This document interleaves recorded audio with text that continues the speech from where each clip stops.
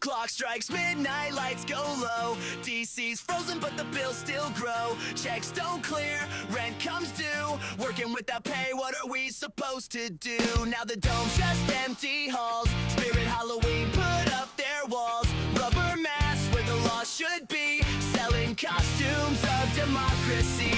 Promises fade in the Capitol fight. Families can't wait for a deal overnight. Insulin costs more than rent in this town. Ghosts of a shutdown haunt all around. Shut it down, but we still carry on. Hearts beat louder when the checks are gone. Voices rise like a protest song. Spirit in the Capitol can't shut us down. Can't shut us down. Can't shut us down. Yeah, plastic sights and vampire teeth cover the cracks in the marble beneath. A house of masks, a senate of bones, selling tricks while we need loans. Premiums rise, Medicaid falls, but they're busy hanging cobwebs in the halls. Ghost lights flicker, the truth gets blurred when the people are props and the law's just a word. Promises fade in the Capitol fight. Freebies can't wait for a deal overnight. We're not afraid of the threats they sound, even when the spirit shop takes the town. Shut it down, but we still carry on. Hearts beat louder when the checks are gone. Voices rise like a protest song. Spirit in the Capitol can't shut us down. Yeah, Hauser's not a costume, not a mask, not a game, but they swap it for a cape in a plastic flame. Back pays promise, but the rent won't wait. Contractors cut off while the shelves inflate. Skeleton crew runs the nation's floor, while Spirit Halloween sets up shop in the core. This is cosplay power, seasonal lies, but the people are the ones who will never disguise. Shut it down, but we still carry on. Hearts beat louder when the checks are gone. Voices rise like a protest song. Spirit in the Capitol can't shut us down. Shut down scars, but it won't define. The people hold the power, the streets are mine. Every mask fades, every costume's done. Still we carry on till the work is won. Can't shut us down. Can't shut us down.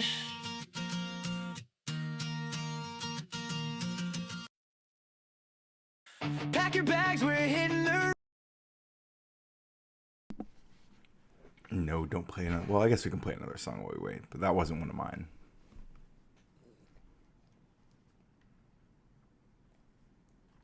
I don't know if we ever heard the other Honestly remake. Maybe we'll play that for a minute.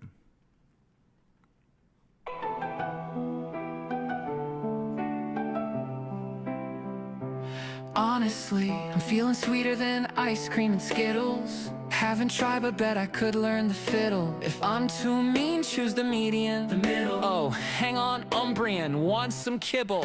Here's a bit more from my brain. Just a little. Reincarnating. Nah, it's not any better. It's not any better than the old one. Let's go back to Orange Man Bad. Let's do Orange Man Bad.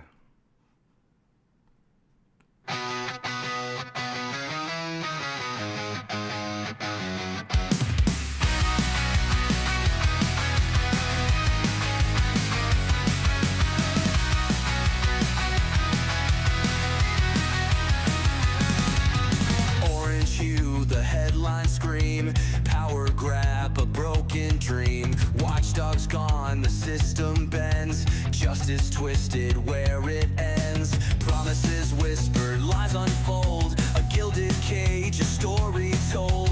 He claims a mandate, whispers loud, but cracks are showing in the crowd. Is this the land where freedom rings, or just the echo of puppet strings? He rewrites rules, a tyrant's hand, across the nation, shifting sand. Accountability, a fading word. The truth distorted, barely heard. He shields himself, a king's disguise, while democracy slowly dies. No policy, no left or right.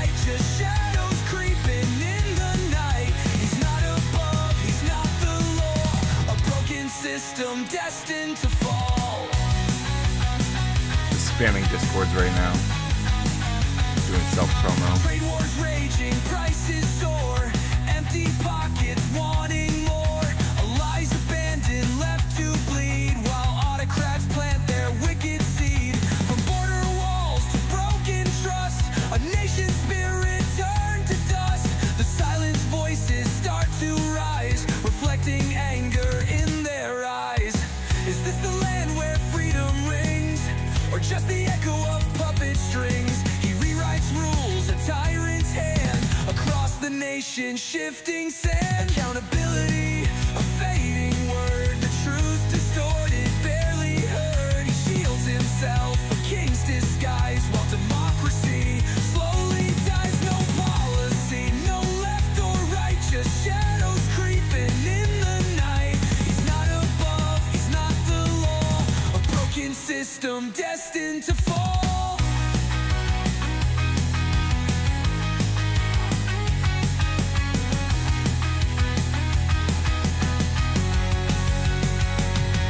From pardoned rioters to stolen rights, he fuels the darkness, ignites the fights. A predator's smile, a knowing glance. He dances on a fragile chance, but whispers turn to roaring sound as truth and justice are unbound. Accountability, a fading word, the truth distorted, barely heard. He shields himself, a king's disguise, while democracy slowly dies. No policy, no left or right, just shadows creeping in the night. He's not above, he's not the law, a broken system destined to fall. He's not above, he's not the law. The time is coming for us all.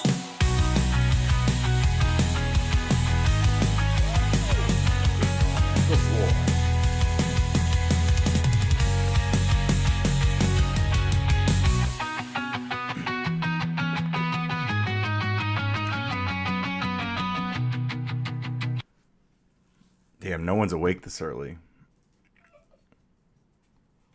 I'm gonna have a... No. Whatever. We're just gonna cook, basically. We'll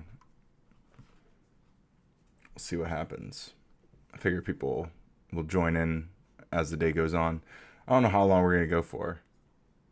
But I thought about just going back to sleep, and then I was like, you know what? I'm gonna go live instead. So here we are.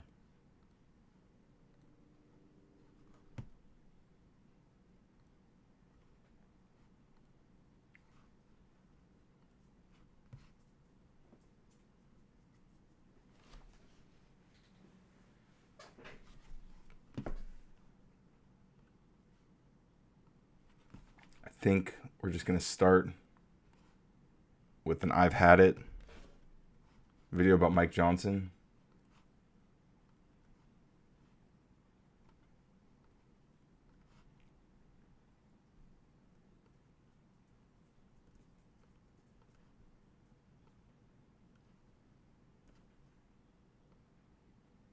And we're just gonna chill. Just gonna chill and watch stuff. So here we go.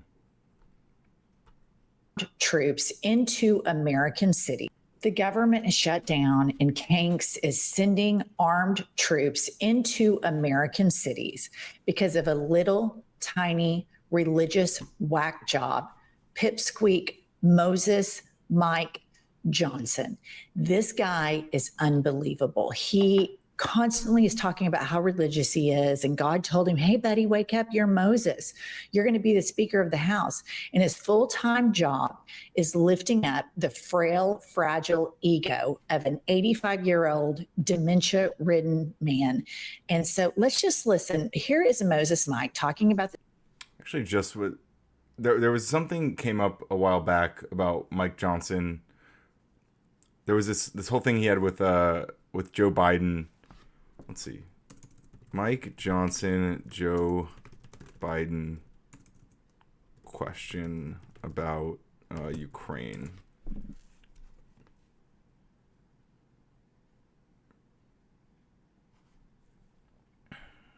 there was this whole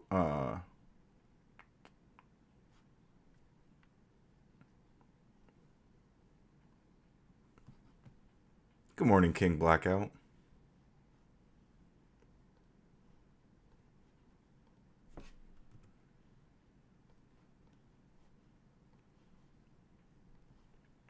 There was this whole thing where Mike Johnson asked Joe Biden something about cutting off aid to Ukraine, or was it cutting off oil? I don't remember exactly what the context was. What's up, Captain KB? Let's see if we can find it using AI. Okay. What was the thing where Mike Johnson said he asked Biden about cutting off, I think it was oil to Ukraine, and Biden didn't know what he was talking about? You guys heard about this?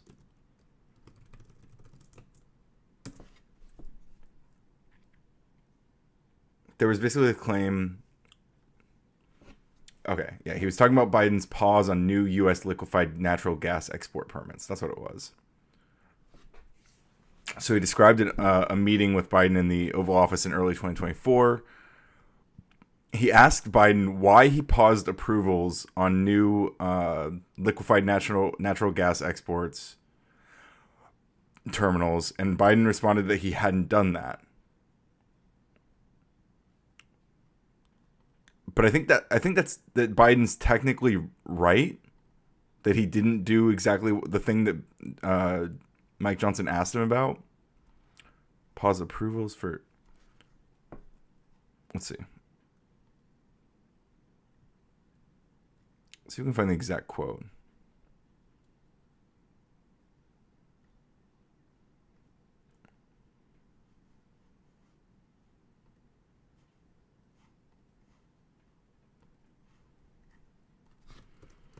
What was the exact question Johnson says he asked? And what was Biden's exact answer? I don't know if this is all on the record. When I remember learning about this a while back, and like the issue that it seemed like Mike Johnson like asked like a bad faith question, basically. Like he asked like a question. Also, just a random, totally completely aside. Notice how there's emojis now. I fixed the emojis. What's up, a dub? You guys can now see your emojis on. It doesn't just say like colon salute, colon crown. I fixed the emojis. It doesn't have my members emotes yet, but that is next in my Yeah, here we go. So Johnson's question was, "Sir, why did you pause liquefied natural gas exports to Europe?" And Biden answered, "I didn't do that." And this was like supposed to be like a big own from Mike Johnson. Yeah. Oh, no way it works. Yo, I didn't even think it worked. That's fucking awesome though. I'm shocked. I didn't even know I fixed that. Look at that. We can see our membership emote. We can see our Sip and Squirtle on the overlay. Yo, that's huge. Okay. If you have a membership, you can now spam with emotes then, apparently. Let's see the baby Umbreons on screen. Let's fucking go. Although it looks like it's doing like a line break after each baby Umbreon. Yo, Patrick Lucas with the gifted Radical Coder membership. Congratulations, King Blackout. Good to see you, Fuzzy B. Look at that. So there is apparently still an issue with spamming emotes, but still that's a way better. This is way better than before. Yeah, W Patrick's in the chat. This is way better than before. Before we couldn't see these emotes at all. Now we obviously can, even though they're like lined up. Good morning, Donna in Austin, Texas. So that's cool. But back to the Mike Johnson thing. This was in early 2024, and Mike Johnson goes into the Oval Office and he's talking to Biden. Oh, look, even the YouTube, holy crap. Even the YouTube emotes are working. Yo. That's so exciting. This is game changing. Look at that. Also, I'm running this on like ultra low latency, so like it should be like almost immediate. Like the delay is probably like virtually nothing today, which is super cool. So we got lots of stream improvements. It's a great morning to be a Radical Coder fan, clearly.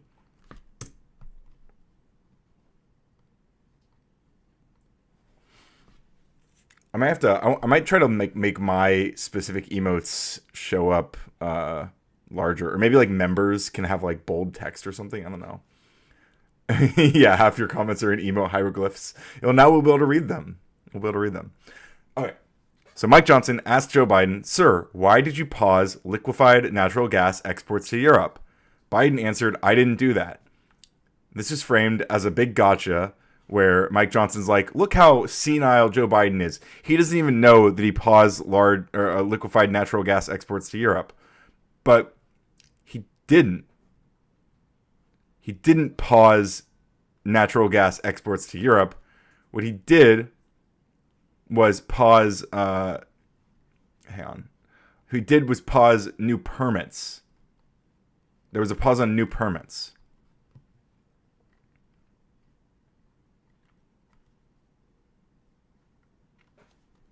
Let me just make sure my understanding is correct. So I'm gonna talk to the chat GPT thing.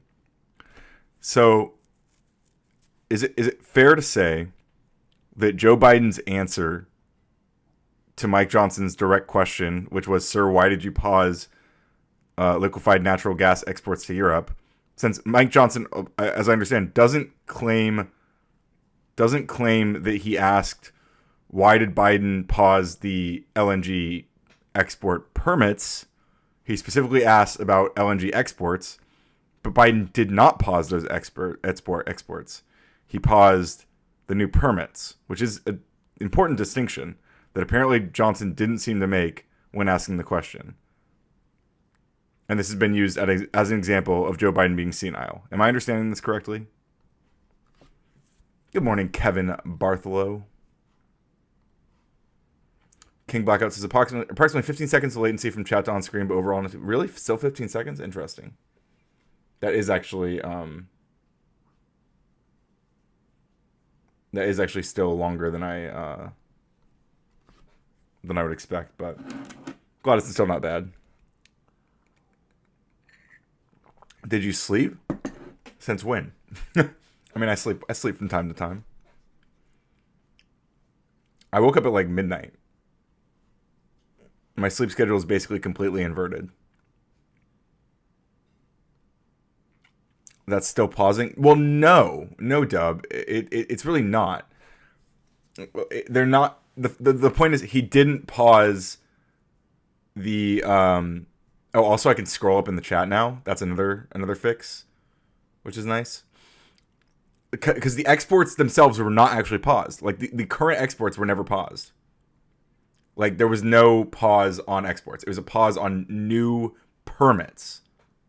It was a very specific pause. So it is still a pause, but it's not a pause on, like Mike Johnson asked, on liquefied natural gas exports. I know it sounds like it sounds like I'm being like really like maybe I don't know what's the word.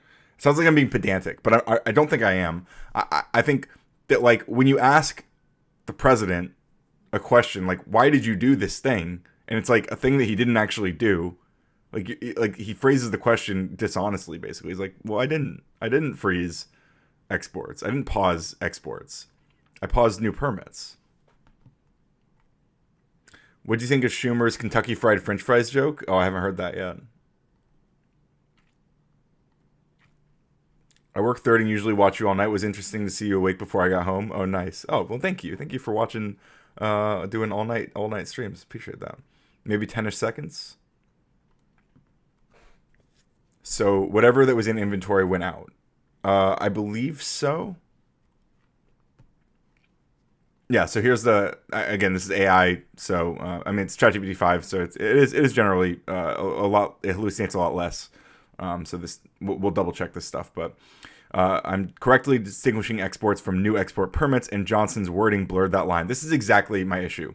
Because this has been hoisted up as an example that proved that Biden was senile and had no idea what was going on. Like, he had no idea what he was doing.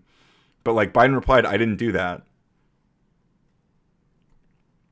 And let's see, they say that exchange, as Johnson recounts it, hinges on a category error. The administration paused approvals for new LNG export permits in January. It did not halt ongoing LNG exports. So Biden's denial fits the literal wording of Johnson's question, while Johnson's critique refers to the separate policy on permits. So there is, okay, we could argue, 13 seconds? Okay. Still, it's not as good as I thought it would be, but still. Like, we can argue that, like, Biden should have understood that, like, Mike Johnson meant the pauses on the permits. But, like, also, like, I feel like these sorts of questions are often, like, intentionally like sneakily worded, and this just feels like another example of that. So yeah, critics of Biden cite Johnson's story as evidence of cognitive decline. Others argue the moment reflects a semantic mismatch, a question framed about exports when the actual policy was a permit pause, producing a defensible on-the-spot denial rather than proof of senility. And like does let's see. Did Johnson report anything else about the interaction? Like, is he saying after that? Like, did they talk about the export pause? Like, did Mike Johnson clarify what he meant? And then did Biden talk more? Like, is there any evidence that they had a further conversation? Or is that, like, the end of the exchange? That's what I would want to know. 13 again seems a lot faster now. Much better than 22 before. Awesome. Also, the way these are popping in seems like a little bit cleaner. Also, look at that level 47. W Fuzzy B with a level 47. That's main character chatter energy right there. Patrick Lucas says, Ryan, I'm sure Schumer's fantasy family, the Baileys, laughed. Schumer's gotta go. Man, I do not know enough about whatever you're referring to.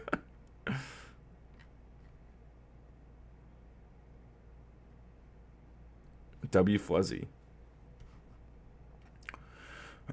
Johnson says he pressed Biden after the denial, but there's no independent record. Johnson says he reminded him of the action taken weeks earlier, argued it would harm the economy and national security, even proposed having a secretary print the order so they could review it together. In Johnson's version, Biden maintained that what he signed wasn't a pause on liquefied natural gas, which is true. Okay, we don't have a transcript, obviously. Some secondary coverage asserts Biden eventually acknowledged signing and framed it as for study, but that claim isn't independently substantiated in primary sources. Okay, interesting. I don't know.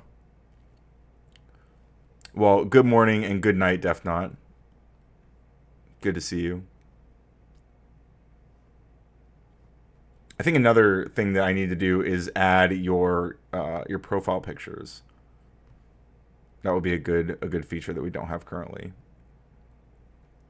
Because we could like make these cards way more like I could make like a slightly bigger version of your avatars show up on the left side, or like the right, somewhere on this card. Also, the way that some of these levels, like in the side check, get kind of squished. That's another thing we need to fix.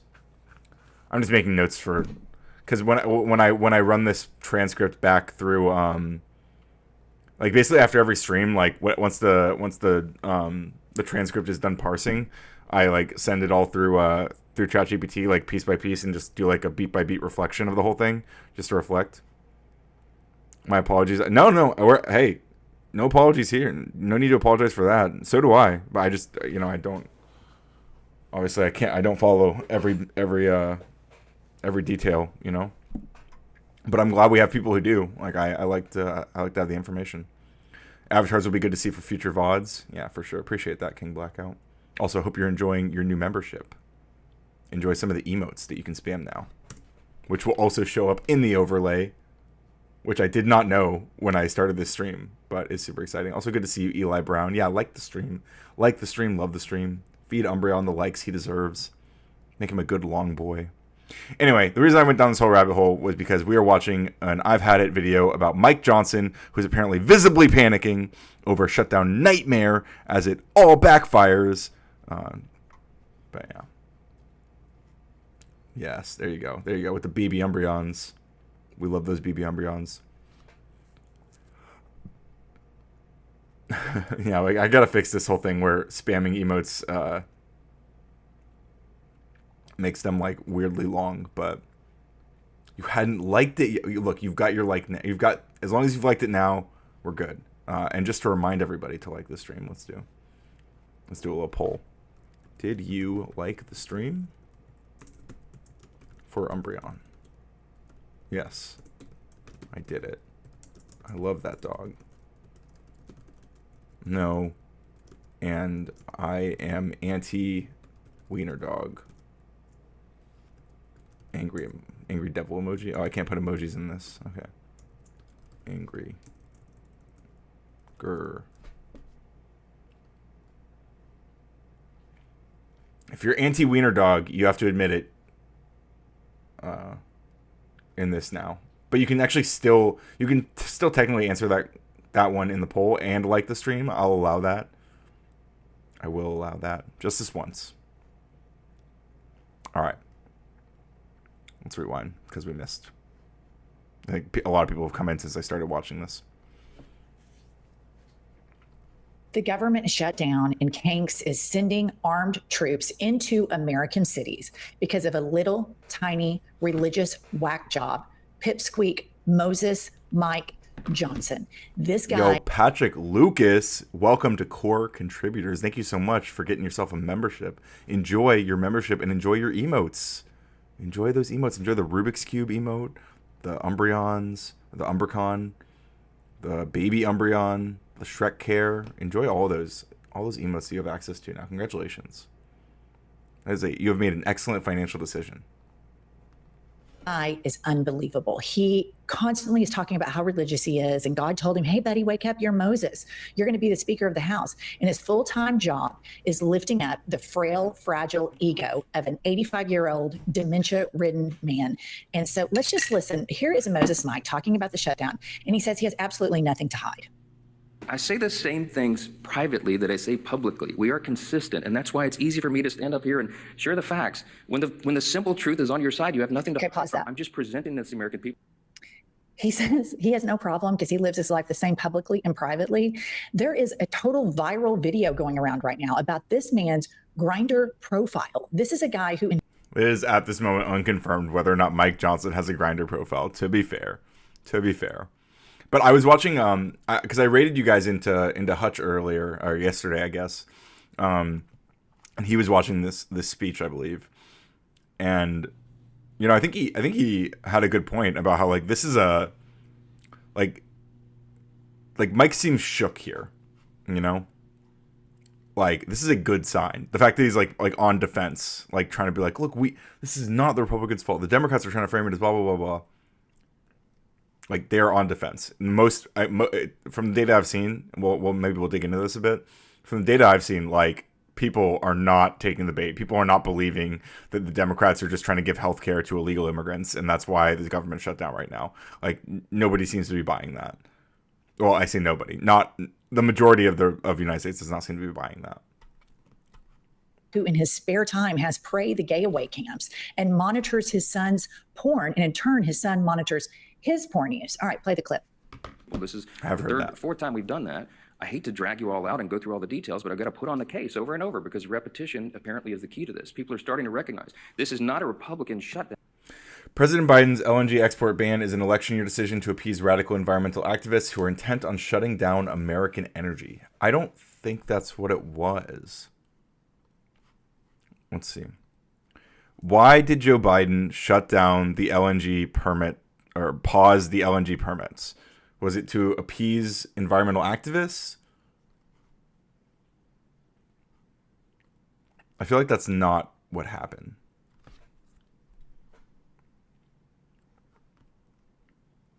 Okay, so it was to update public interest analyses on climate, economics, and energy security.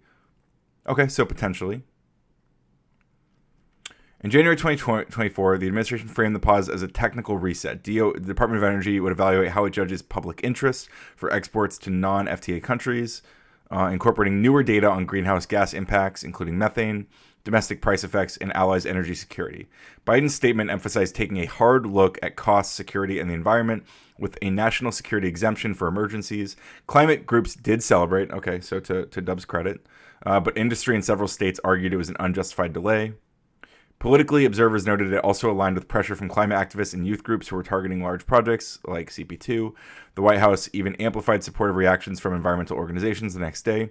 So yes, appeasing activists was part of the coalition logic, but the formal rationale was to modernize the Department of Energy's analyses before issuing more long-term authorizations. Okay. So I don't buy your framing that they're intent on shutting down American energy. But it does seem like that there was pressure from environmental activists. But I don't think, again, I don't think their goal is to shut down American energy. That seems like a spin. Shutdown. It is a Schumer Democrat shutdown. Again, why? Because they need a political cover. It's shameless. Okay, stop. It is sad.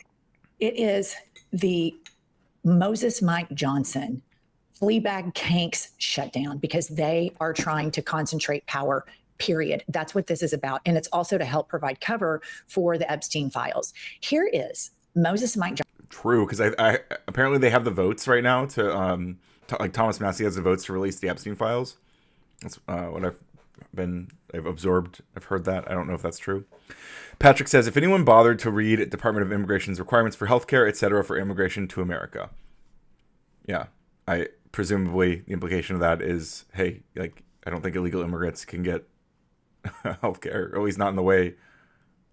Not because like I don't think that this pause has anything to do with that. The main thing that I'm understanding, based on what I've listened to from like Bernie and AOC talking about it, and maybe they're lying to me, but they are referencing like a Yale study that I've pulled up a couple times here that suggests that the cuts that were made to Medicaid and the ACA would lead to something like some odd like several million people, at least several million people, either paying way more in premiums or losing their health care entirely, or losing their health insurance basically, and that an estimated 51,000 Americans, low-income Americans in particular, will probably die each year because of these cuts. And that seems to be the concern. And that's why the Democrats are like, hey, no, like you have to bargain with us a little bit to get our votes for this clean resolution. Mike Johnson in this next clip, you guys, lying through his teeth. And I want to remind you, he's the man who constantly talks about his faith. He and Jesus Christ are BFFs. You're not supposed to lie if you're a big MAGA Christian like Moses Mike. And here he is lying about healthcare. One of the biggest things he should be doing in Congress as a big Christian should be helping the sick. And he led the largest Medicaid tax cut ever in the big ugly bill. This guy, the big lying Christian, he's the one that signed it. And here he is, this hypocritical charlatan standing up, lying to the camera again. Play the clip. So they created a red herring. A red herring is a distraction. They decided that they would pick a fight on health. Isn't the red herring possibly maybe you guys saying that they want to give healthcare to illegal immigrants? Here, well, let me look right into the camera and tell you very clearly. Republicans are the ones concerned about healthcare. Republicans are the party working around the clock every day to fix healthcare. This is not. I like to fact check as much as possible. Yeah, no, I appreciate it. What is the are you referencing a specific something specific about the immigration requirements? We love a fact check. I don't want to spread disinformation. That's not my beat, you know. Not talking points for us. We've done it. A big part. Like if Mike Johnson's right, then he's right. I get the feeling he's not, but the one big beautiful bill, the working families tax cut, was to fix healthcare. Okay, that's just a lie.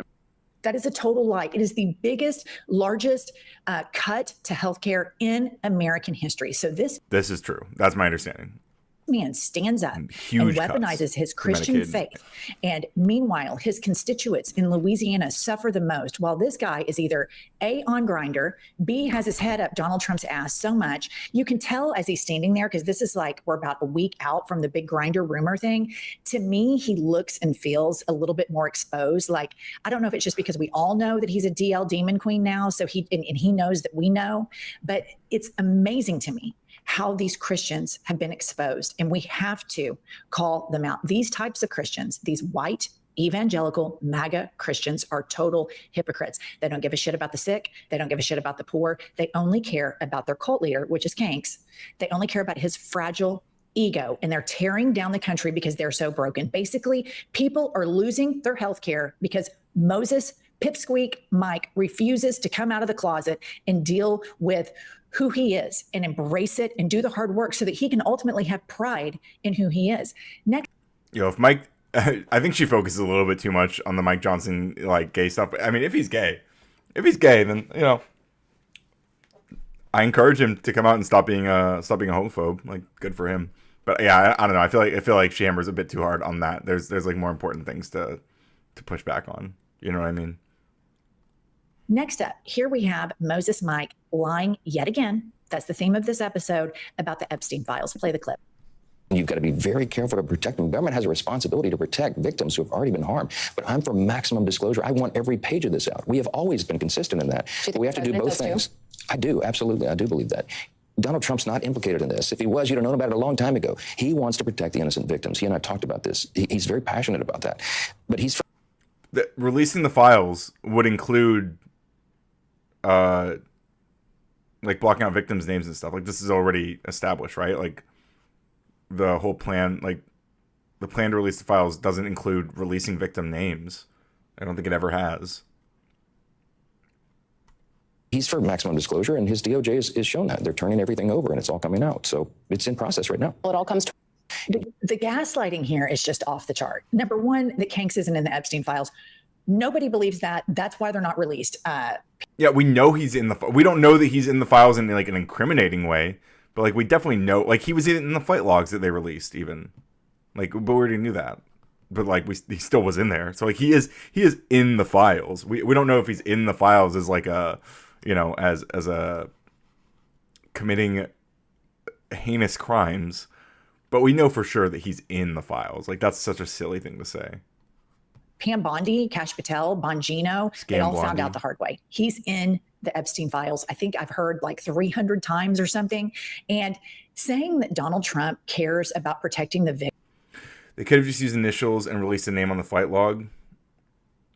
Yeah, I mean, the flight logs are out. Like, the flight logs, the main flight logs are... We obviously, we don't know, like, which flight logs or which flights, like, crazy shit was going on. But, like, isn't it true that, like, people say... Is it true that Trump first slept with Melania on the Epstein plane? I know this is a rumor. I don't know if this is substantiated. I don't want to spread it if it's not true.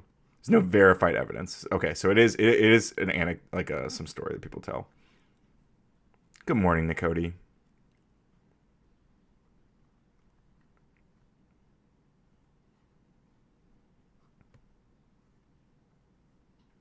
Okay. I don't want to repeat that because it's... I just wanted to make sure. I didn't think that was confirmed. That would be a pretty crazy thing to be confirmed, but I know that was a rumor. Victims. Patrick Lucas says, just so they spent a few minutes, 30 minutes perhaps, reading the requirements for healthcare from an immigration perspective. I watch everything from Fox to MSNBC and go from there. Aussie here. Word. I appreciate that. And what have you learned regarding illegal immigrants? Can based on everything you've learned, can illegal immigrants access healthcare? If is that what... Does that... Are the Republicans telling the truth? That's what the Democrats are trying to protect? I feel like I know the answer. It just shows you how stupid the MAGA base is. Like, that works, I guess, with the MAGA base to just brazenly gaslight and lie like that. But obviously, considering that Kanks is underwater with every demographic, the American public is not as stupid as Moses Pipsqueak Mike Johnson treats them. But there is some breaking news coming out about the Epstein case, and it is the Supreme Court has refused to hear it. And so Midas Touch is reporting the United States. Hell no, they can't, Ryan. Yeah, I didn't think so. Thank you, Patrick, for confirming that. But we can't just take our chatter's word. No offense, Patrick, even though you are a fantastic supporter of the channel. Is it possible, or can illegal immigrants access healthcare in the United States, the taxpayer-funded healthcare? And are the Democrats holding the government hostage during the shutdown right now to make sure that those illegal immigrants can continue to get healthcare? Is that true? Because that's what I've heard from the Republicans. Is that real? Let's see what ChatGPT thinks about it.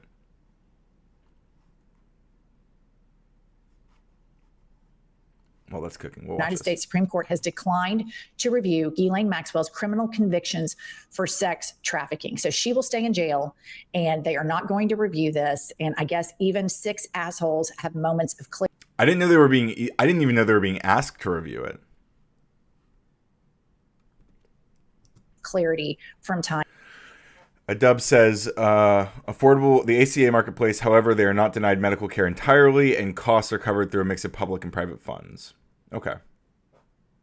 Yeah, I didn't think they were like, because like if anybody goes to like a hospital and they're like bleeding out or something, like, you know, or whatever medical emergency, like you, pretty sure you can still access, like they will treat you. And I imagine that also applies to illegal immigrants. Like, I don't think being an illegal immigrant means if you go to a hospital and you're like, you're about to die, that they're going to be like, all right, sorry, papers, please. Papers? Can we see your papers? Can you prove your citizenship before we sew up the wound that you're gushing blood out of? Like, I don't think this doesn't seem like a reasonable process. True. No, there are places where it can be, but yeah, it's like any other loophole. Okay. Yeah, sure. I can't post links to the Department of Immigration here. It takes nothing other than a simple search on Google. The language is quite chunky though, or quite clunky though. Fair enough. Yeah, I mean, I'll dig into it. Okay. Undocumented immigrants generally cannot get federally funded health coverage. The shutdown fight is about ACA subsidies and Medicaid cuts. That's according to the Democrats, right? I believe that, right? I believe them about that. But the Republicans are claiming it is about free healthcare for undocumented people. So, what's true about immigrant access to taxpayer-funded healthcare? Undocumented immigrants are largely ineligible for Medicaid, Medicare, and ACA marketplace subsidies. Under federal law, hospitals must treat emergencies regardless of status, and a small program, Emergency Medicaid, helps reimburse those costs. Okay, reimburse those costs to the hospitals, right? So that makes sense. It's a tiny slice of Medicaid spending and doesn't provide ongoing coverage.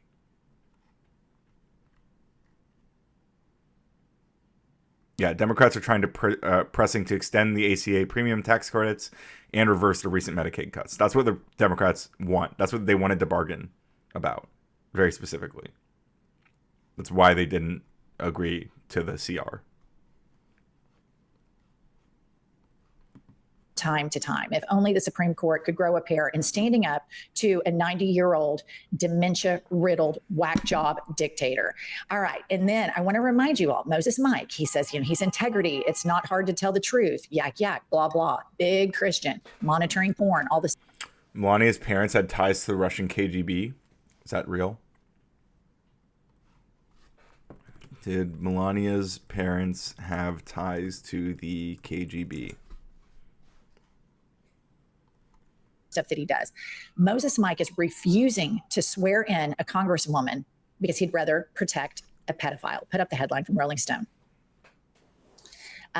Democrat says Mike Johnson is delaying her swearing in to prevent the Epstein vote. This is a woman who won free and fair election. As soon as she signed in, Massey, who is a big Republican, will have 218 votes to release the. Oh, so that's what they're waiting on.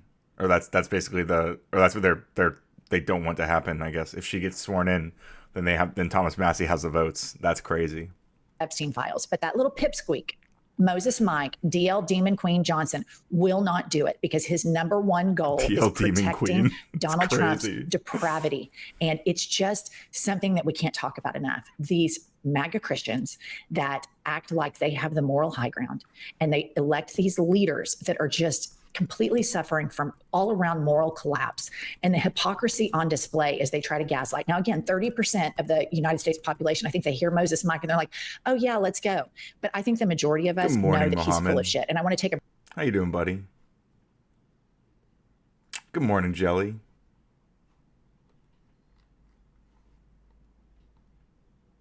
Uh-oh. I tried to start a goal and there was an error. Hang on one second.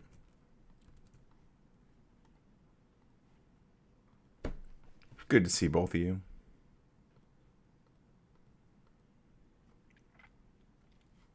Also, check out, we got emotes. For anyone who's joining us now, who has tuned in before, we have emojis in our overlay chat now. We have fixed the emoji, the emoji health, the lacking emoji. What am I looking for? What's the word I'm looking for? The emoji, like a drought, the emoji drought. The emoji drought has been solved. We can now see your emojis. Good morning, Jelly. Good morning. Good morning. Good morning. Nakoti says they are tied to the operatives that work the same in her own country. All right, I didn't see the answer to that one yet. Let's see. No credible evidence shows Melania's parents had ties to the KGB. Are you lying to me, Nakoti? Are you spreading disinfo to me? Public records and reporting indicate her father, Victor, was a member of the League of Communists in Slovenia, then Yugoslavia, which was common for career and civic participation under a socialist system. That fact alone does not imply intelligence ties, and Yugoslavia's security services were distinct from the Soviet KGB. Her mother, Amalia, worked as a pattern maker at a state-owned children's clothing factory. No reliable sources link her to intelligence work. Melania also had pushed back on claims about her father's politics in her memoir, describing party affiliation and largely mandatory in their context. All right, Nakoti, you enjoy your breakfast sandwich, but I'm not gonna spread that one. I'm gonna be hesitant unless we see some new information. Patrick with another gifted Radical Coder membership going to Kevin Bartholow has now received a gifted membership. Congratulations, Kevin. Enjoy your emotes, the best emotes in the game, and you now have access to those emotes. How fucking cool is that? Man, if I were one of you and I did not have those emotes, I would just be so relieved that Patrick is here, gifting those memberships, spreading the love, spreading the emotes. Why wouldn't it let me start a goal? I don't know what's going on with this. Hang on. I'm gonna try again.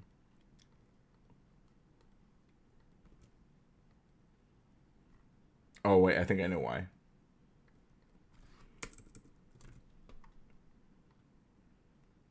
Nope, still an error.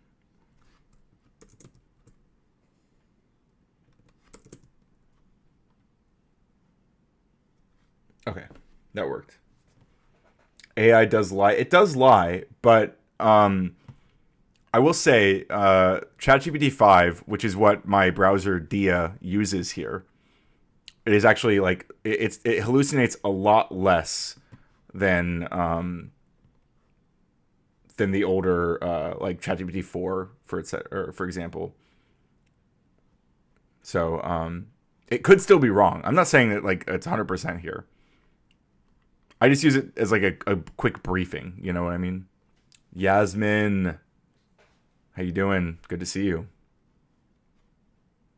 Yasmin says, indeed. All right, back to the video. Take a brief moment to share with you about our sponsor. You could probably hear the horns and the sirens. I've moved to New York. I had Don't care about ZocDoc. Thank you. iHip. ZocDoc.com/iHip. Back Obviously to our little spoken. pipsqueak, Moses Mike. I just want to remind you all, because I think it's important to remember things about this man. He has this crazy ass evangelical roommate in Washington, D.C., which I've discussed multiple times. But this gets dropped all the time. When he was really young and married, he adopted a son who was a teenager. Like he adopted a 14-year-old. And now this child is never mentioned. He's never photographed. He's never anywhere. But here, the internet's forever. So here's Moses Mike with his son. There he is. He adopts this kid when he's 14, and big Christian, big family values, crickets about where this adopted son has ended up. So I just wanted to remind you of that. And also, Wait, what happened to him? What's the implication there? Kevin says the reason AI lies as much as it does because it was taught it must always provide an answer. It was never given the option of saying I don't know, so it always says something. Well, I think the better explanation is that it doesn't have a process. It doesn't necessarily have a process for selecting whether it knows or not, because it really is just, it's primarily a text prediction system. So like it hallucinates because it imagines like plausible completions to the text that's leading up to it, right? Jelly says, I was reading that article about how when using AI as a corporate agent, it was willing to blackmail employees if threatened with being replaced with a newer AI. Yeah, that I've heard a bit about that recently, and that's apparently all the newest AI models will do weird shit like I think there was basically a test where like these models like in testing environments or maybe outside of those environments would basically if provided with this like this simulated situation where it thought that like someone was going to go shut it down in the server room, like it would do what it could to like heat up basically lock them in the server room and like heat it up to the point where they would like be stuck in there and die. Like basically it would like kill the person who's trying to shut it down. So that's kind of scary, but it just further goes to like I think the biggest concern about AI right now is going to be like as it's attached to more things and as it can make more decisions that are life or death that can result in life or death events, that there's going to be like isolated pockets of disasters, whether it's just like a robot stepping on a baby or a dog. Or I guess locking someone in a room to burn because it doesn't want to be shut down. I guess that's on the extreme end. But yeah, it's definitely stuff to be concerned about. Correct, but the reward system gives it a 1 for a correct answer and 0 for an incorrect answer, saying it doesn't know resulted in the 0. I'll try to find the paper on it for you if you're interested. Yeah, sure. I think you're probably right about like older versions. It is There's a lot more guardrails now for stuff like that. We need to teach AI empathy and sympathy. Yeah, I mean, good luck. It can emulate it. Patrick says, I've seen some Star Wars live action AI, and for example, What If? That is beautiful, dangerous lately. It's made me fact check anything of interest extra hard. Yeah, definitely good practice right now.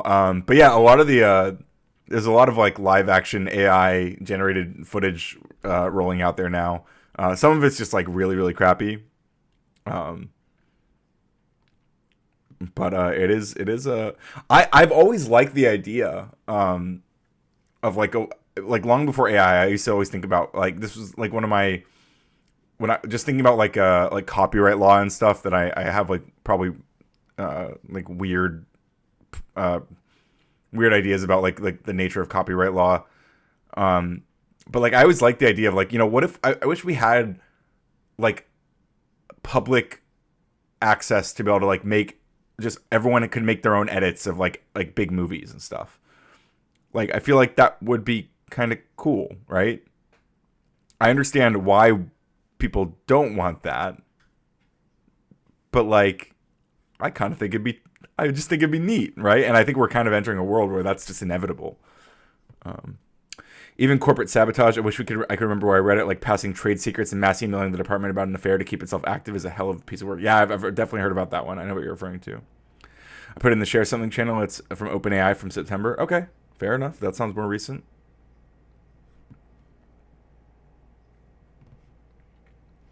also, last March, there was applications on X and all over the internet. So last March, there was allegations on X and all over the internet that somebody found Moses Mike's Grindr profile. And I think it's interesting because all of this is still up on X. It's never been community noted.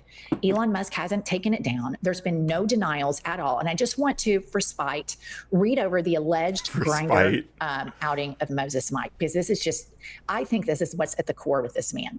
So Moses Mike messages the person on Grindr, "What luxurious hair you have." And the person on Grindr said, "Thank you. I would return the favor in giving you a compliment, but I don't know what you look like." Moses Mike allegedly says, "Are you in town for a couple of days visiting DC?" And the person on Grindr says, "Yes, I am. Are you offering a tour?" Moses Mike says, "I can give you one. I have a few contacts. We can go to the Danby for dinner and then back to my place, and I can blow your brains out while pulling on that luxurious hair." And then the guy on Grindr says, "Oh, straightforward, I see, LOL, especially from a man who won't show his face." And then allegedly Moses Mike responds, "Very discreet here, married with a few kids, not trying to mess up my situation." In the days of like everybody monitoring everything on X and Elon Musk with the community notes, this is just all still out there. Combined with last week's allegations from a guy on TikTok that went mega viral saying that Moses Mike has a Grindr profile. People from his hometown say there is no question that this guy.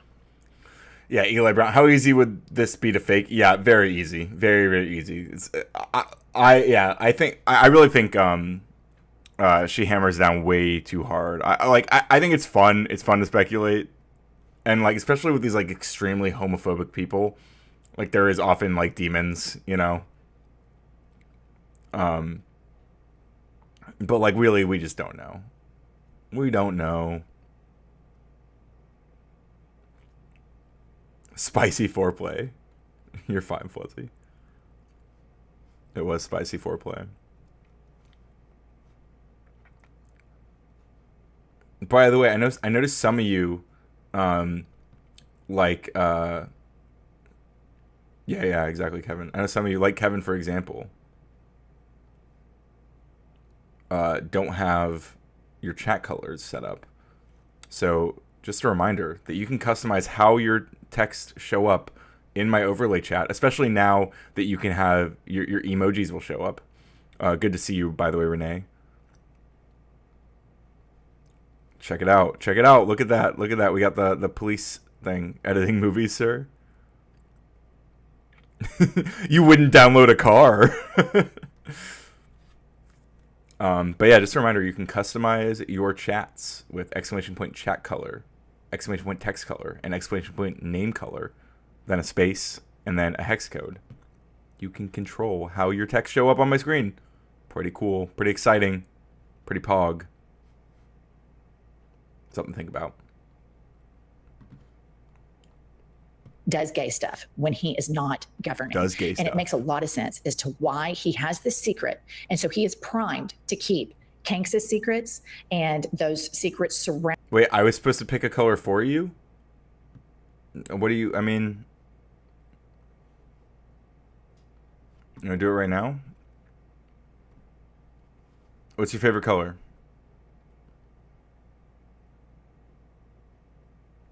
I'll pick a specific hex code for you. If you tell me, if you give me like a place to start.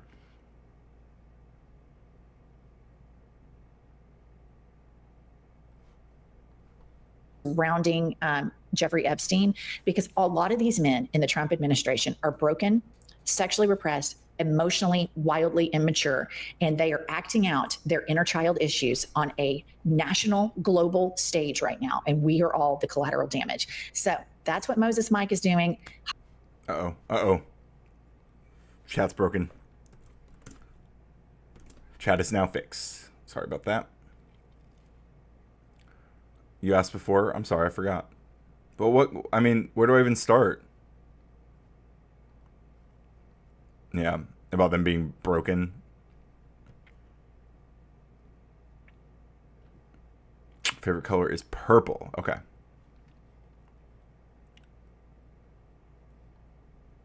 Like maybe like a this, like here. So you would type exclamation point, maybe name color to start. And then a space and then this hex code. I'll paste it so you can copy it. Or I'll change my text color to it. So text, so you can see like how it's done, guys. Text color. And then here. Test. Yeah, see, so now I've got, oh, I got these Hulk colors. I fuck with that. I kind of fuck with that. Oops. Oh no. I just broke the chat. I'm sorry. It just threw out my demos.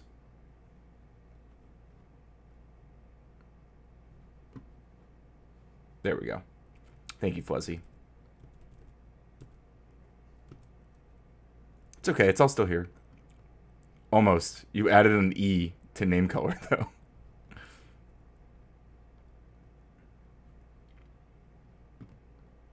But good try. Good try. Hakeem and Chuck, this is a layup There to we take this go. guy out. You're going to have to get your hands dirty, and you've got to go after this guy, go after him, pull every single punch that you can. This is a layup. All right, like and subscribe to this video, and we'll see you. Thank you. Thank you. And let's throw her video just in case anybody has not.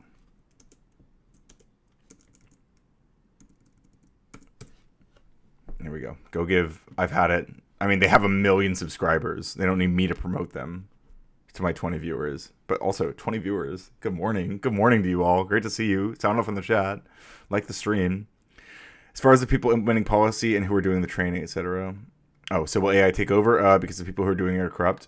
AI won't take over. People using AI are taking over, though.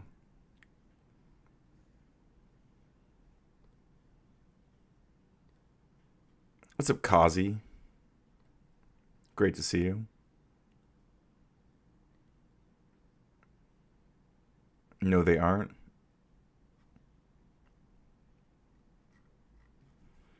Good morning, Bong and stuff. Shout out to the shout outs. Operation Inflation. Are we inflating the shout outs? I don't know what Operation Inflation is, should I? Is that a meme I should know about? Theft isn't art? That's debatable. Extremely debatable. In fact, one could argue that theft is an art form in and of itself.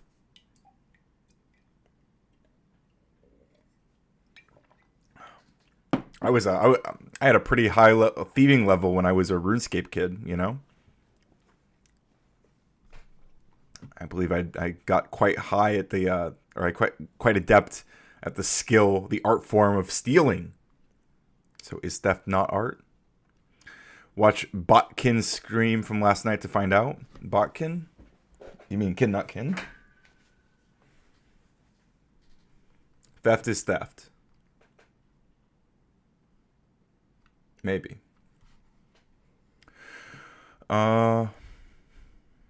You can be good at stealing. True.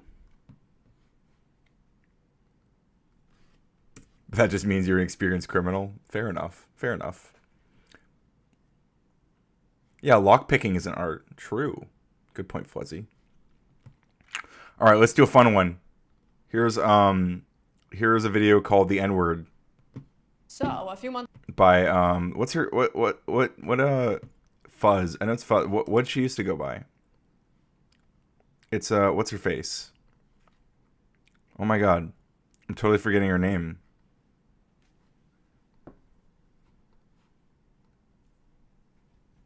You guys know what I'm talking about? You guys know who this is? Does it start with an F? What's her fucking name?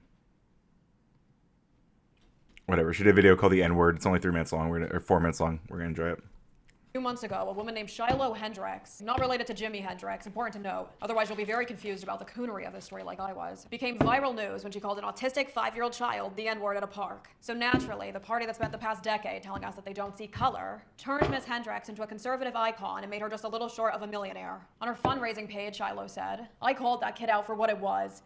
Yeah, she was a Destiny person.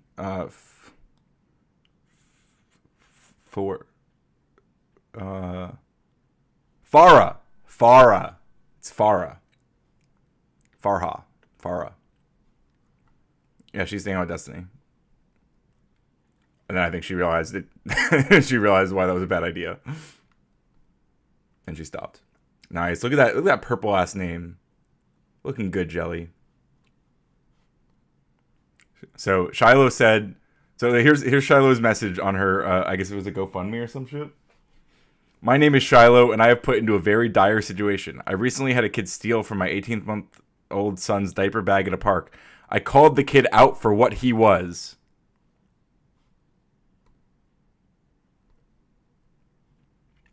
Oh, for Def Not, instead of background color, it's just chat color. See? I see what you're going for, though. And instead of X, put a hashtag. There you go. Perfect. Amazing. And philosopher Nick Fuentes said, this fundraiser is a middle finger to Carmelo Anthony, George Floyd, O.J. Simpson. White people have had enough. Yes, O.J. Simpson. Call a child who was born in 2021 the N-word to get back at him for the 1995 verdict of O.J. Simpson. That'll show him. In fact, why don't we try the glove on his hand? Local Korean dumbass said. It's also totally a matter of free speech. Blacks don't get to have this invisible language policing power to use violence against anyone who is non-black for the usage of a word. Ya tell it. This is just a palate cleanser. I just enjoyed this video, and I just wanted to watch it on stream because I thought it was a good video and a funny one. So we're not going to do like a lot of intense commentary. Not only that, art was already an extremely hard sell before AI, and and it will do extreme damage. Not only that, we're seeing the larger economic undermining, which is going to make things more difficult. Yeah, I agree. I agree with all the economic issues and like concerns people have about AI. I 100% agree. We got to get UBI out of it or something to benefit everyone. It's crazy they're going to play the theft is fine game. The background color has an opacity percent set lower so it doesn't show all the way through. Yes, that is a big problem. I don't know if it's better this way. It's not any better. Apparently not any better this way.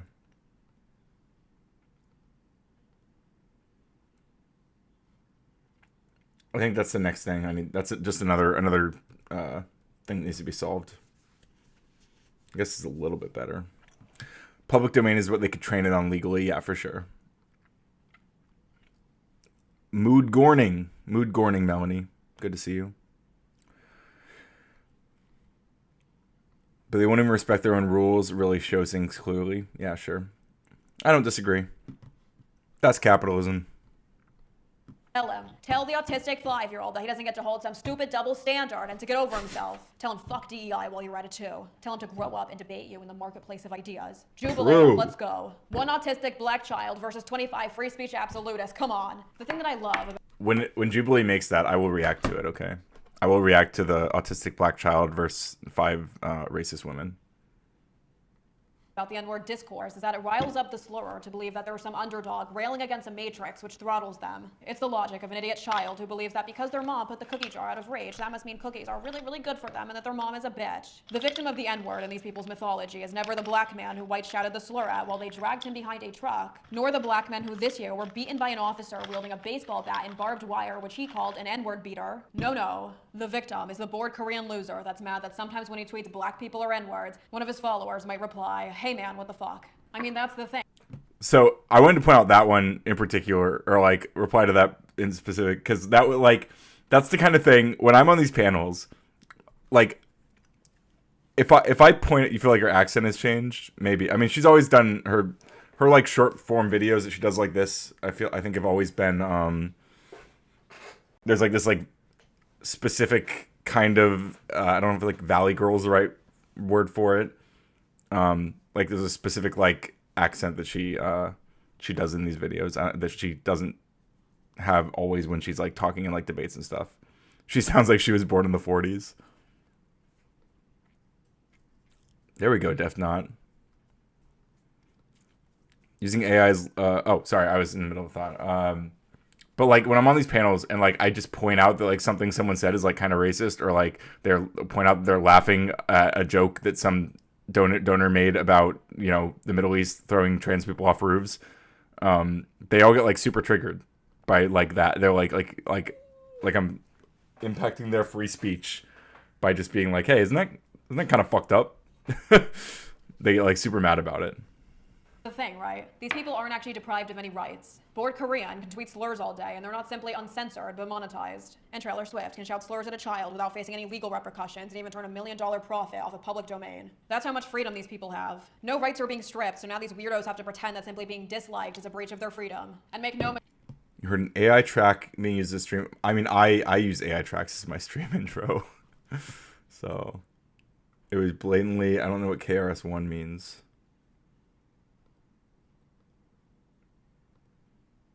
She looks like that OF girl they had on Whatever. She is that OF girl they had on Whatever. That's oh my god, Farah. Yeah. She's exactly that girl. That's who who you're thinking of is yeah, the vocal fry. Yeah, that's Farah. That's her. That's her. This is her. Yeah. No mistake. These freaks are not defending the N-word because they're passionate about constitutional rights. Every person I've listed wants to repeal the 19th. The only good is one behind bars or in a casket. Jesus. Say or get offline. I love looking at foreheads. I miss the days of John Quinones. We could never have a What Would You Do Today? The actor perpetrating a hate crime would just accidentally raise $500,000 on Give, Send, Go before the episode completed. I also feel like we've reached this simulation phase of racism, where a lot of people want to be called racist because it's better to be seen. Karis is an old school rapper. Oh, okay. Oh, so it was like basically like blatantly a ripoff of somebody, some specific artist style. I see. As the villain, but invisible. It's the same logic as the school shooters who seek out infamy. Because you're making them feel cool, like they're Joaquin Phoenix in the Joker. And like the actual Joker movie, people stopped seeing him as cool once he was sodomized in the sequel. He lost his aura to his fans. He lost his aura by getting sodomized. Patrick says, just don't let your AI intro sound like a classic piece of music. The AI needs to tell you where it references things. Yeah, I would prefer that. Obviously. Fair call. SoundCloud and Spotify are also bad. Are they? I mean, I'm sure they're bad for a wide variety of reasons. So without compromising free speech, I propose that to get the boys to stop thinking that there's an edgy coolness to hate speech, we sodomize slurs. We need to give the gays an N-word pass. Trust me. Sodomize slurs. That's the goal. All right, guys, we're going to sodomize the slurs. Once these dudes on the pink team start spewing slurs in their little booty shorts and accent, respectfully, guys on the right won't find it cool anymore, and they'll stop saying it. Give bottoms an N-word pass to end the race war. Thank you for watching. If you'd like to support the channel, you can actually pay me to draw you. I'm holding a... That's tempting. If I had the money right now, I might consider it. Sodomized slurs.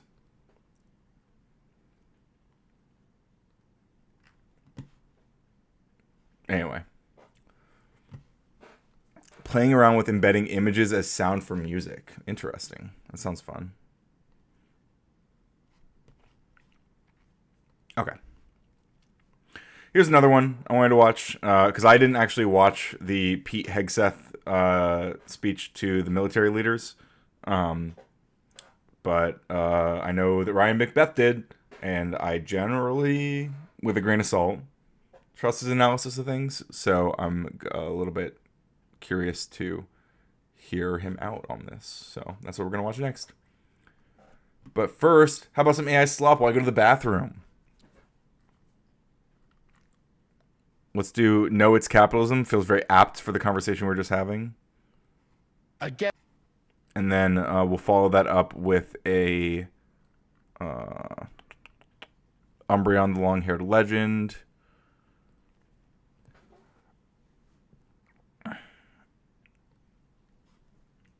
And if we are not back in time, which I should be back by then, but I'll make sure I can get water and everything. We'll do a yeah. We'll throw a yeah in there just for fun. All right. Get the free therapy for a year through my work. My life falls apart when they cancel the perks. The political discourse is now in reverse, and the end of the world is a feature, not a bug. I mean, God, what a joke. I mean, con, what a joke. I mean, God, what a joke. It's a joke. It's a joke. No, it's capitalism. No.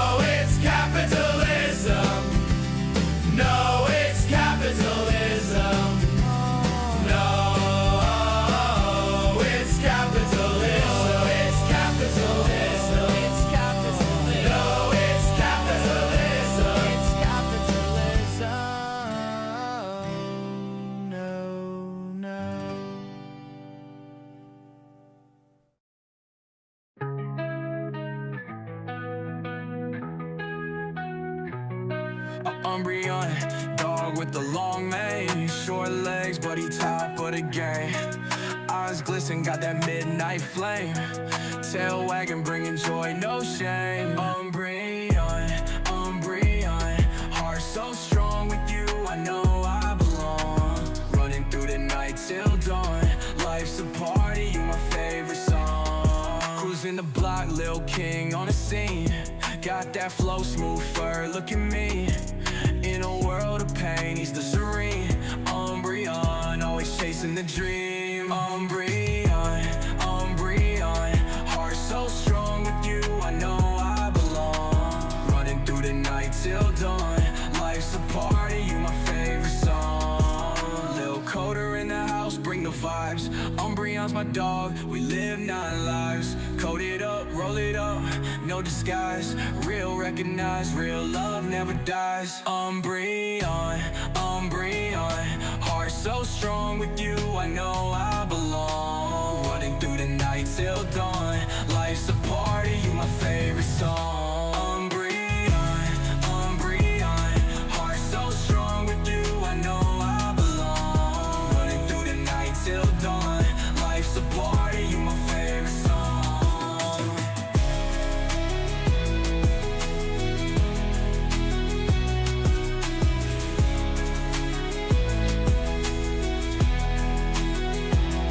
Lil Coder in the house, bring the vibes. Umbreon's my dog, we live 9 lives. Code it up, roll it up, no disguise. Real recognize, real love never dies. Umbreon, Umbreon. Heart so strong with you, I know I belong. Running through the night till dawn. Life's a party, you my favorite song.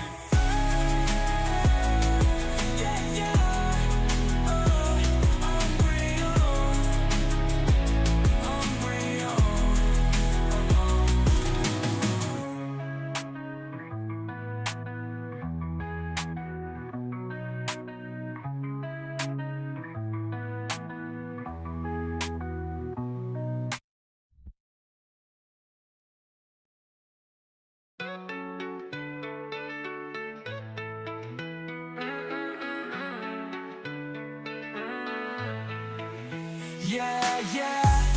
In the store like yeah, yeah. Money long like yeah, yeah.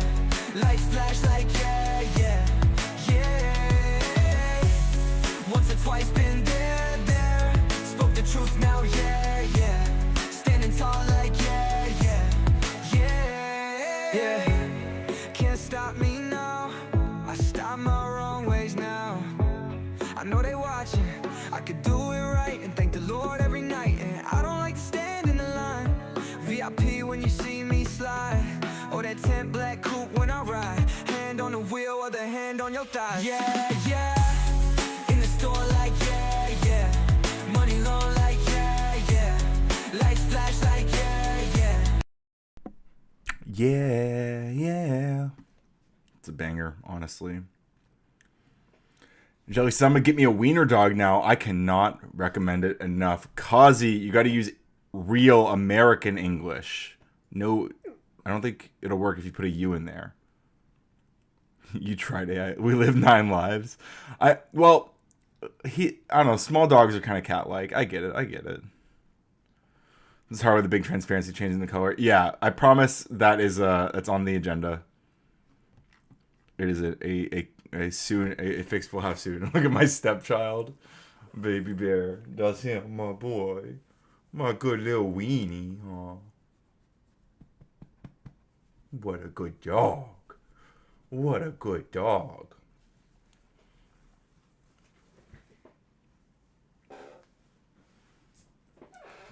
I know he's looking forward to his morning walk after the stream.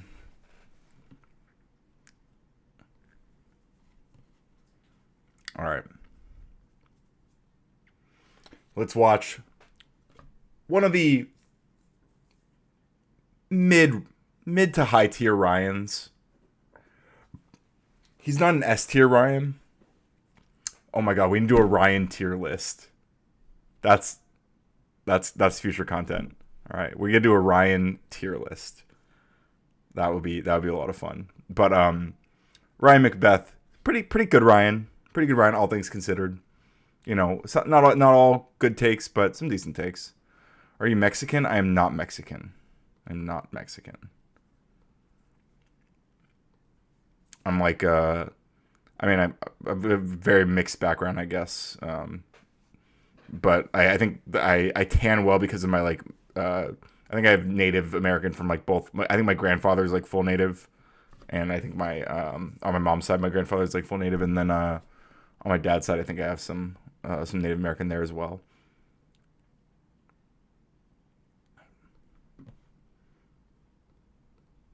Secretary of War, the Honorable Pete Hegseth, recently... Whoa, why is it so slow? Or did he slow it down? Am I crazy? Did that sound weird?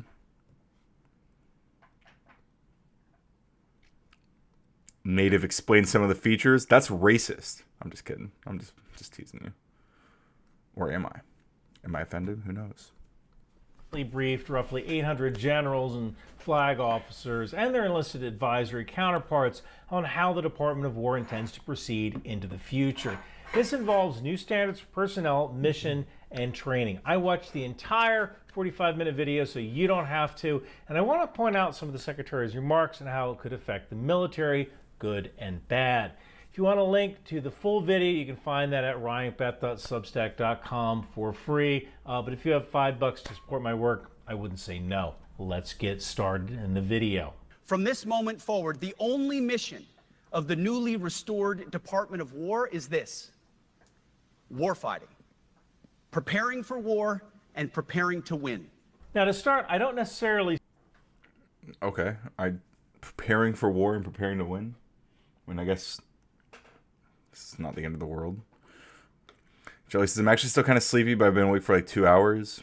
I was actually really sleepy. I just had this big ass cup of coffee. But I was about to pass out, like, and then I just decided I was going to stream instead. And I drank a bunch of coffee. I was like, we're going to roll with it. Oh, you want to play with the ball? Oh, he brought the ball. He brought this little ball to me.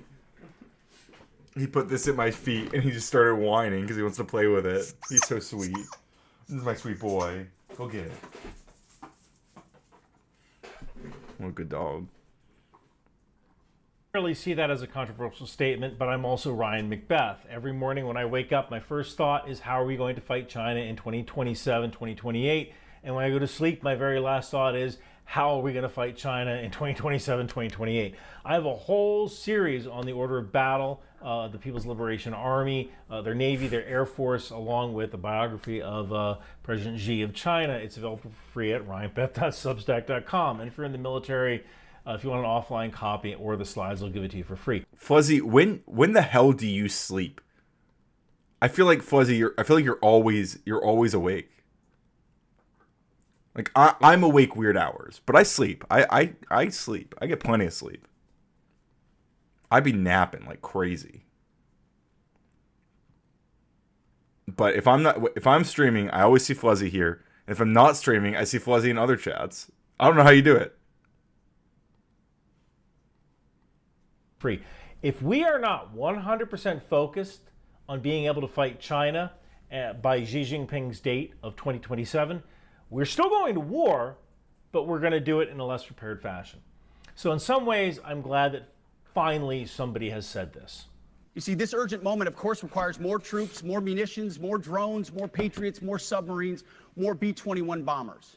It requires more innovation, more AI. Yo, Def Nod with the $5 saying racist, all in caps, apologizing for her racist microaggression. You are forgiven. $5 is all it took for me to forgive you. Thank you. $5 for a racism pass. All right, everyone. Why 2027? That's a good question. I don't know what he's talking about. What is this 2027 quote unquote war with China thing Ryan Macbeth is referring to? Let's see if he knows what we're talking about. I have to catch a few hours when I can. My son and I both have insomnia at dog times, and I have to stay up to get anything done. At different times. I was so confused. I was like, dog times. refers to a widely discussed window when China could attempt to force unification with Taiwan, which because of U.S. commitments and alliances could escalate into a U.S.-China conflict. Okay. So that's when we're expecting China to try to do the forced unification with Taiwan. I see.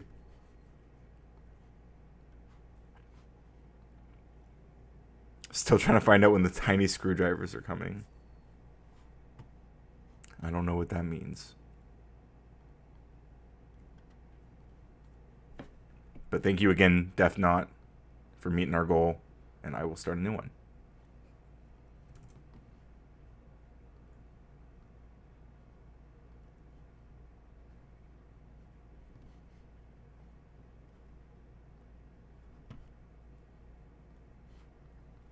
And ahead of the curve.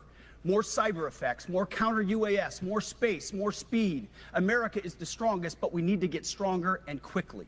Again, this is not a controversial Oh, statement. okay, I see, When I see. Admiral Lisa Franchetti was fired as Navy Chief of Staff, no reason was given, but a lot of people implied it was because she was a woman. I will toss out something else. I look at the Constitution-class frigate. This was essentially supposed to be an off-the-shelf French-Italian design, supposed to have 85% parts commonality with that platform. After subsequent design changes, it has 15% parts commonality. The price increased from $1.14 billion per ship to $1.6 billion per ship. So less than Arleigh Burke, but look, if you were the CEO of a company, how long would you last if you told the shareholders, oh, hey, this thing we're building is going to cost 40% more? So yeah, we need to hold senior leaders accountable when they allow poor decision making to affect our readiness, especially when it comes to materiel. It requires, as President Trump has done, getting our allies and partners to step up and share the burden. America cannot do everything. The free world requires allies with real hard power, real military leadership, and real military capabilities. Now, the secretary isn't wrong. Last February, when Vice President Vance went to the Munich Security Conference and basically said to Europe that their free ride was over, I was in Poland at a NATO event a few days afterwards, and I felt how much our allies were betrayed, because believe me, they told me. And I wish different words had been used by the Vice President, but our allies did get the message. The best way to take care of troops is to give them good leaders committed to the warfighting culture of the department. Not perfect leaders, good leaders. Competent, qualified, professional, agile, aggressive, innovative. FCRA is credit reporting compliance. Okay. Thank you. Risk-taking, apolitical, faithful to their oath and to the Constitution. Perfect is the enemy of good. And a little bit later, I'll get into the problem with the military zero defect culture when the secretary touches on that. But his line about apolitical and faithful to the Constitution is exactly what we should expect of our military leaders. There were a lot of talking heads on the internet who claimed that the president was going to use this meeting as an opportunity to jail generals who refused to take a loyalty oath. I don't think that was ever in question. Now, the next statement was the first kind of weird thing that I noticed. For too long, we've promoted too many uniformed leaders for the wrong reasons. Based on their race, based on gender quotas, based on historic so-called firsts. We've pretended that combat arms and non-combat arms are the same thing. Now, Secretary Hegseth served in the Army National Guard as an infantry officer. He deployed multiple times. He resigned at the rank of major. And he had a few breaks in service, but I believe he served a total of, I guess, about 9 years or so. I did 20 years. I retired as a sergeant first class. I have never once personally experienced any kind of pressure to promote someone based on race, although I retired before women were accepted into combat arms roles, so I don't know about that end of things. Also, as a non-commissioned officer, I don't really promote anybody. I give evaluations. Those evaluations are then used to decide who gets promoted, but it's mainly officers who promote. Now, the promotion system for every branch is different. For the Army, actually I believe for most branches, for lower ranking enlisted, you get promoted based on time and service. As long as you don't screw up, you get promoted until you reach the rank of E4. And I believe most branches are similar. When you head into the non-commissioned officer ranks, at least on the Army side, you typically have a promotion board. So I'm not really sure where this is coming from. I never once received pressure to give a minority soldier a better rating so they could be promoted. It's probably coming from Pete Hegseth's ass. I think that's where it's coming from. It's coming out of his ass. Just a guess. I never once heard of any other NCO ever getting pressure either. That being said, I have no idea what goes on in officer land. But from my own personal experiences, I never once heard of this happening. Now, when it comes to combat arms and non-combat arms being considered the same when it comes to standards, I can see how that might be an issue. I don't want my son serving alongside troops who are out of shape, or in combat unit with females who can't meet the same combat arms physical standards as men, or troops who are not fully proficient on their assigned weapons, platform, or task. But is that actually happening?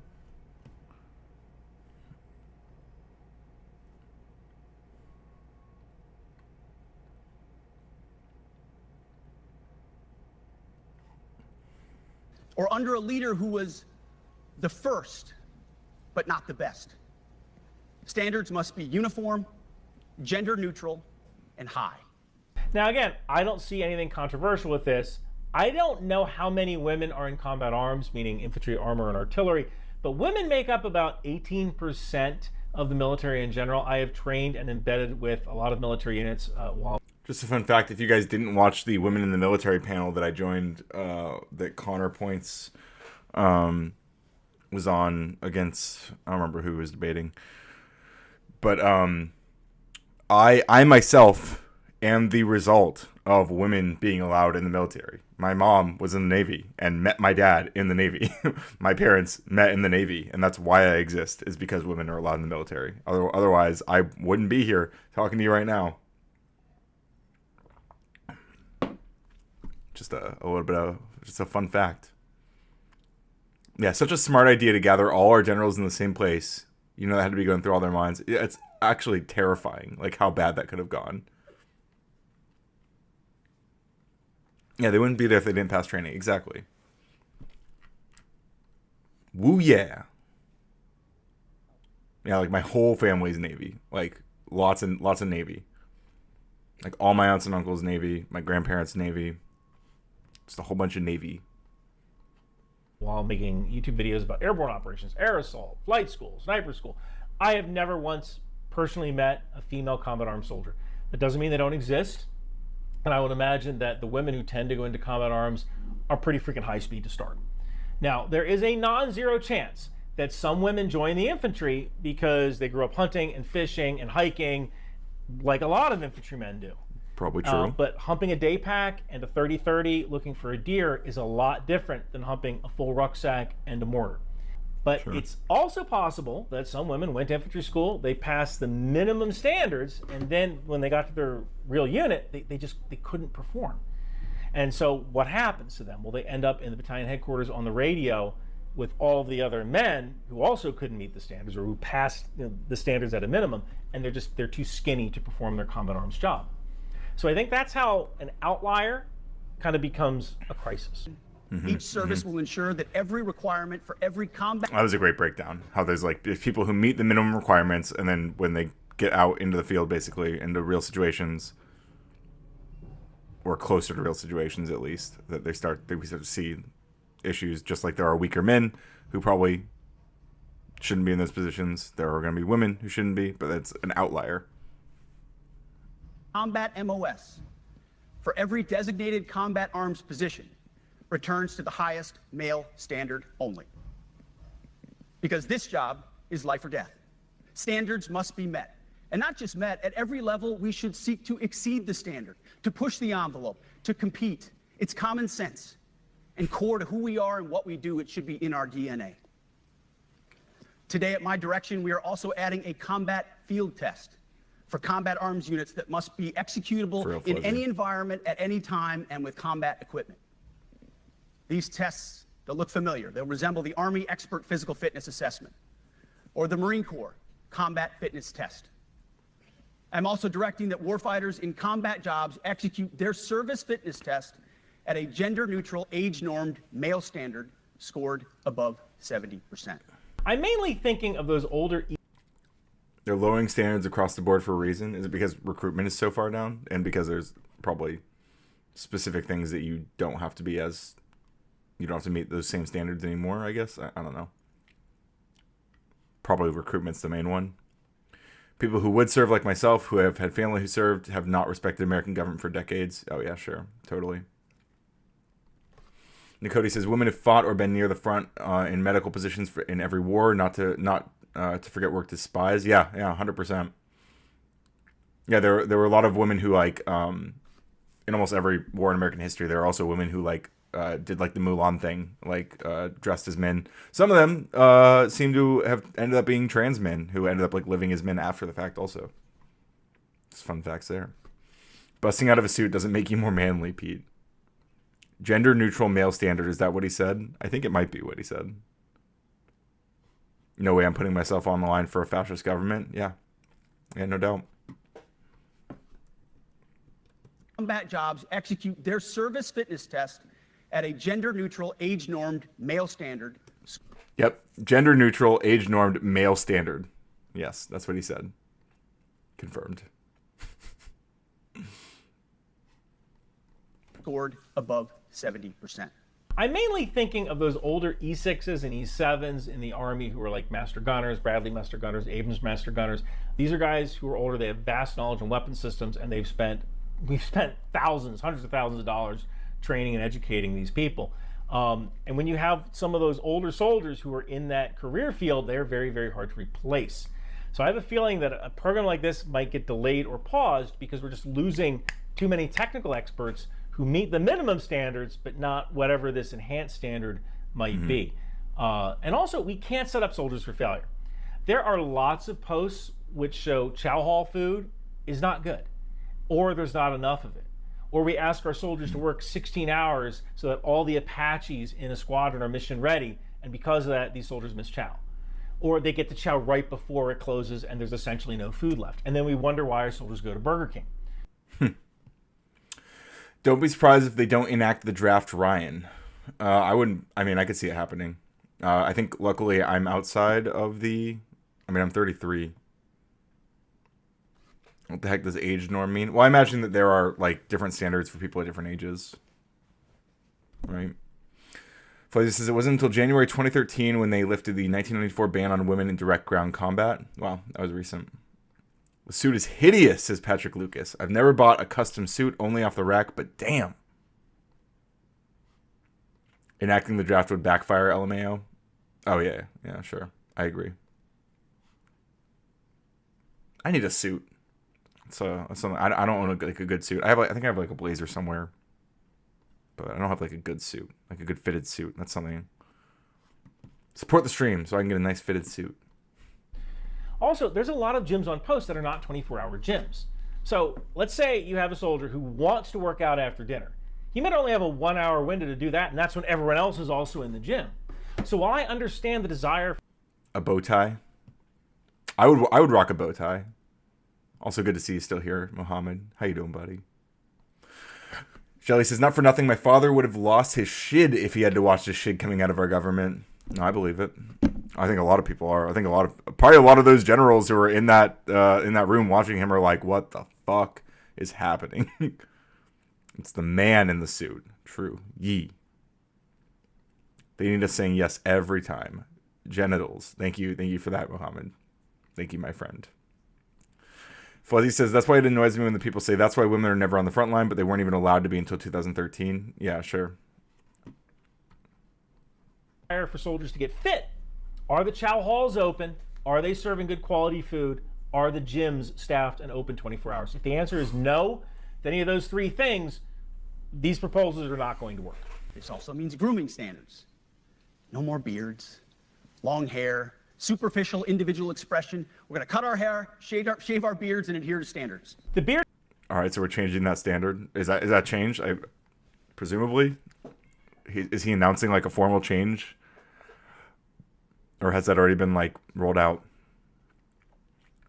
But yeah, like Halsey said, not only the generals, everyone around the world. Yeah, absolutely. Dakota says you would not be first drafted, but I think it goes to 35 for age limit. Does it?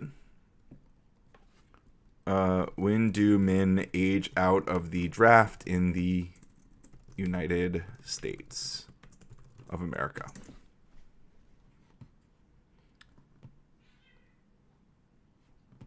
$26. Draft eligibility is 26. I'm 33. I think I'm good. But yeah, like Renee says, laws mean nothing at this point. Understand? I think that is important to remember. Shit's kind of fucked. Shit is kind of fucked. The beard thing is going to be a massive problem, especially among African Americans who suffer from razor bumps. Roughly 1/3 of African Americans have this condition, and we're going to lose a lot of soldiers. Damn. Wait, what was the... The beard thing is going to be a massive problem, especially among African Americans who suffer from razor bumps. Roughly 1/3 of African Americans have this condition, and we're going to lose a lot of soldiers. I don't know where this obsession with beards is coming from. Plenty of our NATO allies seem to function. Maybe it's because Pete can't grow a good beard. Is that it? Pete Hegseth beard. Let's see how he looks with a beard.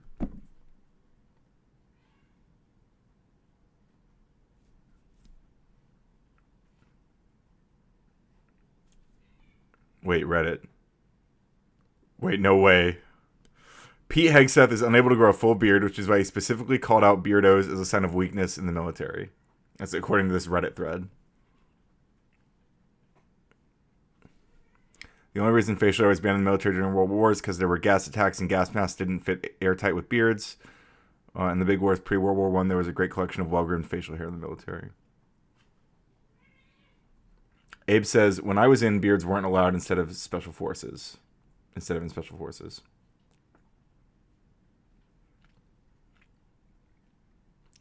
Legal draft dodging by age. AI aged out. Human male grows facial hair. That's true. Pete, that's crazy. Also good to see you, Abe.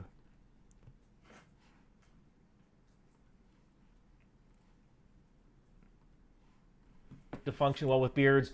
If there's a standard, let's make it like, all right, a soldier's allowed to have a 1/4 inch beard or whatever. And if you're in a job like firefighting or chemical defense. Why didn't you call me on your birthday to remind me? I'm sorry. Happy birthday, Mohammed. Everyone wish Mohammed a happy birthday in the chat. Happy birthday, Mohammed. You forgot to call me. It's okay. It's fine. It's fine. It doesn't hurt my feelings. I mean, it breaks my heart. Doesn't hurt my feelings, though. You have to shave. Or you go find a new job. And what we don't want is some soldier just not shaving for a few days because they're lazy and saying, oh, I'm growing a beard. So maybe in order to fix something like that, we require that if you want to grow a beard. I thought I was 34. I was wrong. Yeah, you're 35, right? You thought you were 3. You forgot how fucking old you are. You're 35, right? That's so funny, dude. Yeah, 35. See, I know how old you are better than you do. Maybe I got it confused as the age limit you can voluntarily go in the military. Oh, maybe. So much weed does that. Yeah, you gotta stop smoking so much, man. You're gonna forget your name next. Give him a guilty conscience for his birthday. Yeah, that's your birthday present. It's to feel bad. My son is cooked though, but I encourage him to enlist on his own. I see the heart spamming, the heart emotes. We love those reactions. You have to take 2 weeks of leave, grow your beard, then come back. That's something that could probably solve that problem. Rough numbers, there's about 95,000 African American soldiers in the U.S. Army. If you figure that 80% of those soldiers are male, roughly, then that's like 76,000. If 1/3 of those African American soldiers have a medical condition which makes shaving painful, causes razor bumps, then that's 25,000 soldiers that we're going to have to separate. That's like 5 brigades worth of soldiers that we have to replace just because we couldn't hand them a shaving waiver because we want uniformity. Now, that's crazy. That's going to be a big problem. What? It's a cough drop, Umbreon. You can't have cough drops. They're not for puppies. I'm sorry. Poor guy.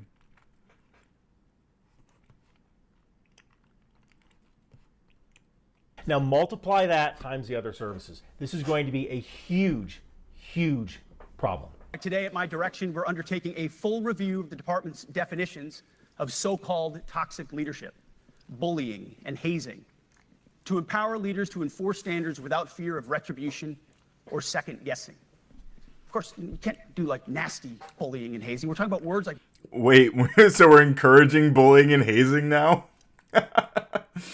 We need more bullying and hazing in the military. That's That's the problem. We don't have enough bullying or hazing. Ridiculous. Words like bullying and hazing and toxic, they've been weaponized and bastardized inside our formations. Now this one's kind of scary because what is bullying? Yeah. I'm a Protestant Ulster loyalist from Northern Ireland. When I joined, my squad leader was a Catholic from the Irish Republic. And yeah, you could say I was bullied a little bit by my squad leader. But once I proved myself, I was treated like everybody else, which was bad because I was a private. It was the 1990s. And the question here is, where do you draw the line between hazing and not okay hazing, right? And I kind of feel that this line, we're going to allow bullying, but not too much bullying. Where exactly is that line? I think that's a very dangerous road to go. Yeah, that's such a weird... It literally is just like a... It sounds like just like a feel-good, like, for like super, like hyper toxic masculine norms. Like, it's like trying to, like, appease people who think that, like, bullying and hazing are, like, extreme bullying and hazing. You know what's a funny thing? This is the reason I thought about toxic masculinity in that context. My debate with Andrew Wilson a while back about toxic masculinity on the Raging Tomato panel.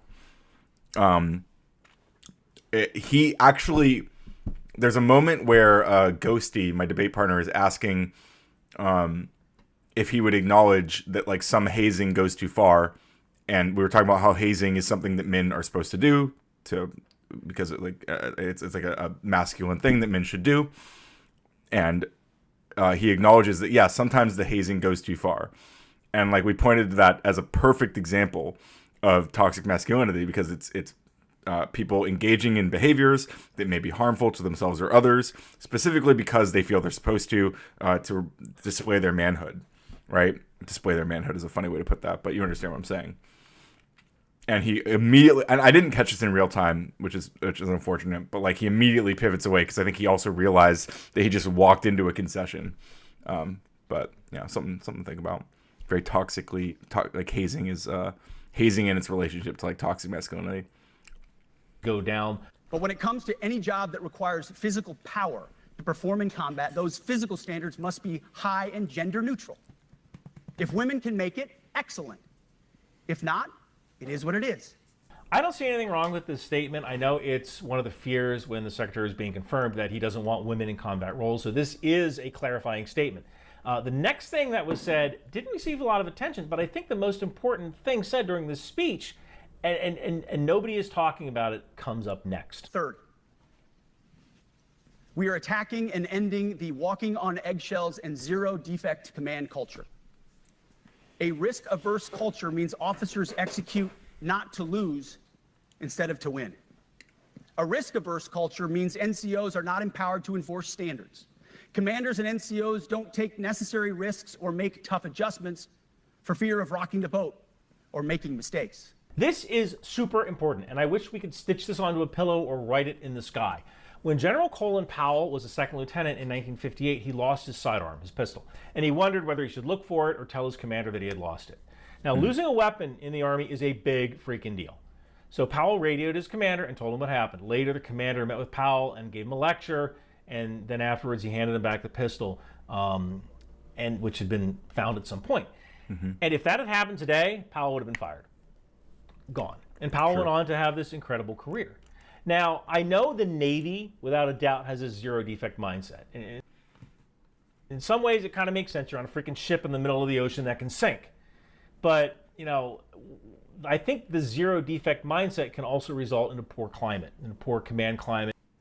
We should tell you $70. Oh, yeah. You did give Sarah a lot of money that night that almost immediately got overridden, right? Poor morale. Why doesn't the captain let the sailors go for swim call? Right? That's where they stop the ship, let the sailors swim in the ocean. Well, someone could drown, right? And now that's on my record that someone drowned. Now, weigh that with, well, the sailors will always have memories of when they got to swim in the Atlantic Ocean off the side of the ship. Now, yes, drowning is bad, but you can put control measures into place, right? Lifeguards, shark watch, whatever.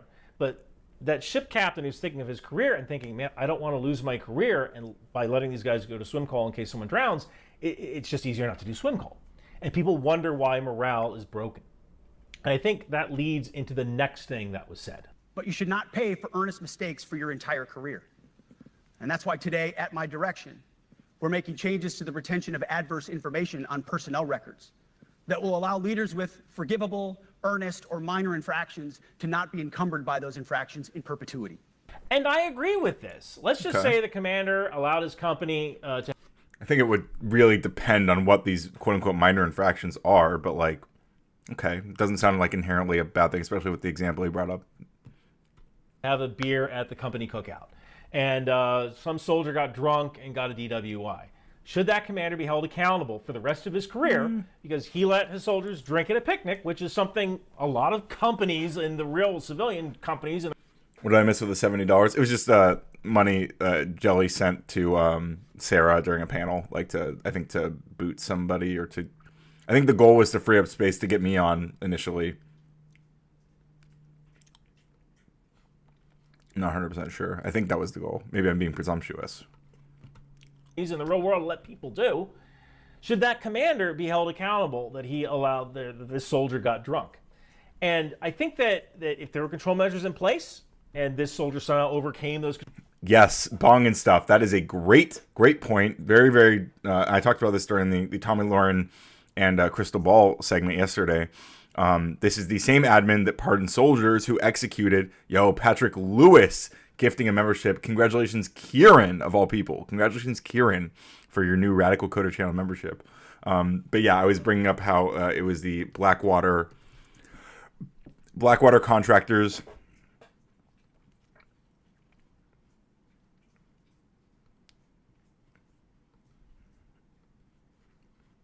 Okay, for some reason I can't.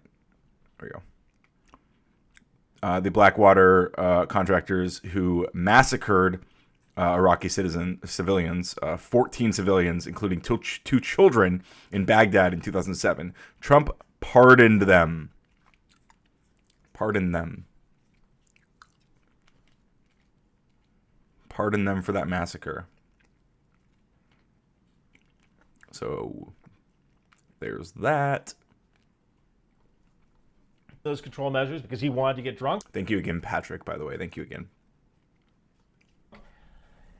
I don't see how that's a thing against the commander. I think that a lot of the fun things that we had in the military were slowly taken away because commanders were afraid that they would be held accountable if something happened. Again, you have to have control measures to make sure bad things don't happen.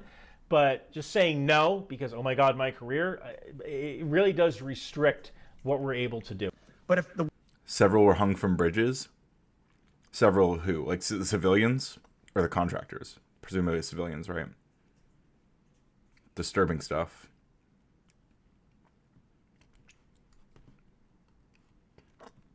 Like those are people that Blackwater. Let's see what's in the article.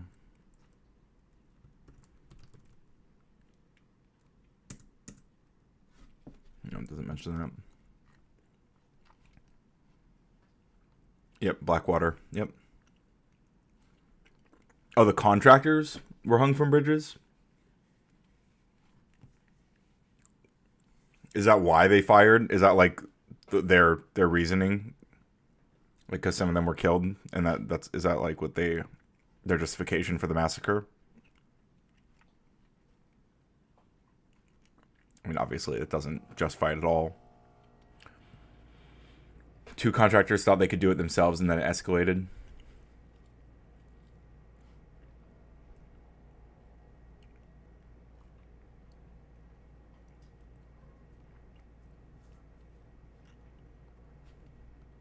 the words I'm speaking today are making your heart sink, then you should do the honorable thing and resign.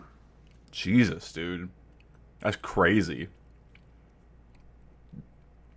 Like, if you're, like, uncertain about the stuff he's saying at all, if you're like, well, damn, this is kind of crazy, I don't know. Like, I mean, some of this sounds okay, but, like, a lot of it sounds pretty major changes. Could cause a lot of problems. I guess that means you should resign. You should resign from the U.S. military if you don't agree with everything that Pete Hegseth said on his little soapbox here. That's crazy. We would thank you for your service.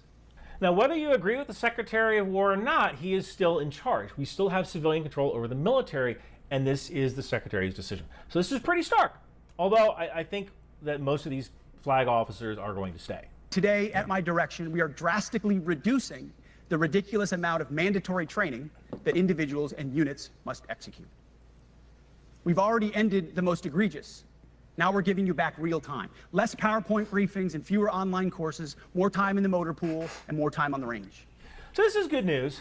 When the Secretary said the most egregious, he was referring to what I guess is perceived as woke indoctrination. Again, this is kind of the same thing I said with the perception of promotion based on race. Again, I never saw that. I never saw any woke indoctrination, neither as a soldier nor when I was embedded with units. I did go to a pride celebration on the USS Eisenhower aircraft Not a pride celebration. carrier, and honestly, I think it was just an excuse to have cake.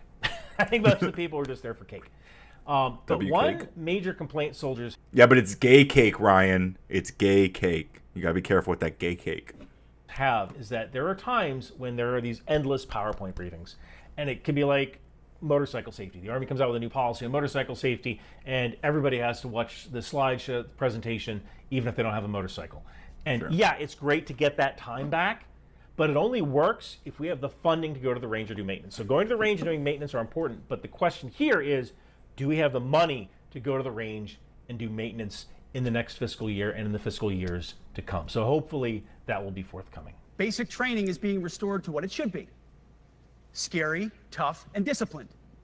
We're empowering drill sergeants to instill healthy fear in new recruits, ensuring that future warfighters are forged. Yes, they can shark attack, they can toss bunks, they can swear, and yes, they can put their hands on recruits. This does not mean they can be reckless or violate the law, but they can use tried and true methods to motivate.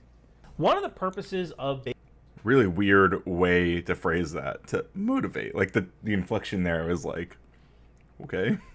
basic training is to weed out people who can't handle stress. The military is very stressful. When someone's shooting at you, that is very stressful. Current basic training, at least in the Army, does have less yelling, but more team building. I assume with this directive it will change. When I went through basic training in the 1990s, I was genuinely afraid of getting yelled at, and that motivated me to behave. But I wasn't necessarily afraid of letting down my team, at least not until a few weeks later when we kind of gelled as a team. And right now the Army kind of has a program where the Army's current approach is that if you focus on creating loyalty to your team and create team-based exercise that make a soldier afraid of letting his team down, wanting his team to win, that might be more effective than yelling. So now it looks like we might be back to yelling, but honestly, we could do both. We could do yelling and... Yeah, I mean, I can live with both.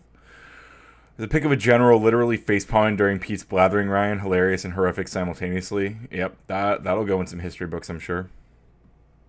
That is a moment of American history right there.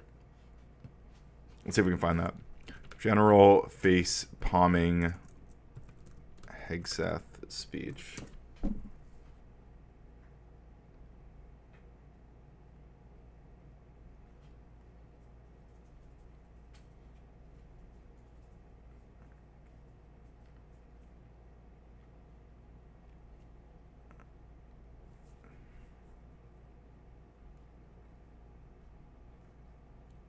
Oh, I'll try to find it later.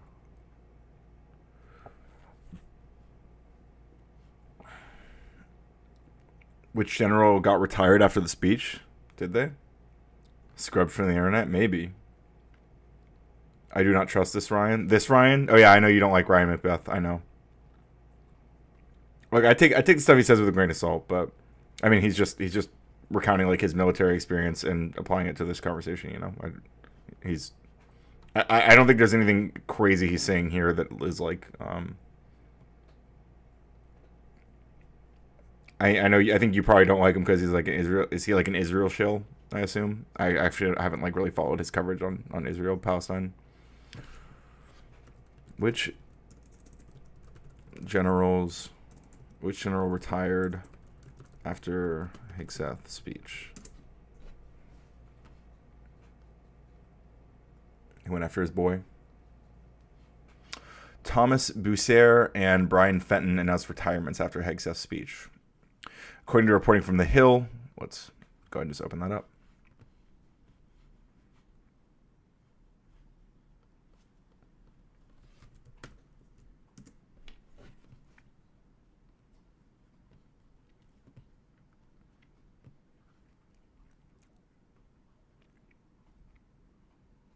The Pentagon says they were unrelated to Hegseth's ultimatum. Don Christensen, a retired Air Force colonel and former military lawyer who watched the speech, said his speech directly attacked the values of many of the senior officers and enlisted members in the audience, and I would expect many of them to demonstrate their disgust by retiring. Moore got fired. The guy who retired was going to retire anyway. Well, this is two particular people. Apparently, one of the guys was nominated to serve as, wait, where is it? Bussiere was previously nominated to serve as Air Force's vice chief of staff, but his nomination was pulled weeks later. Oh, hang on. Chat's broken. On-screen chat's broken. But we fix it. We move on. You never picked a color for it. That's not true. Your name is purple. Wait, did that just pop up again?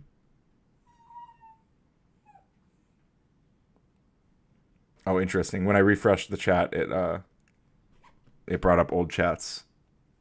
Interesting. I'm going to clear that. Sorry, Jelly. I already responded to that. Pentagon sucks. Definitely now. More than ever.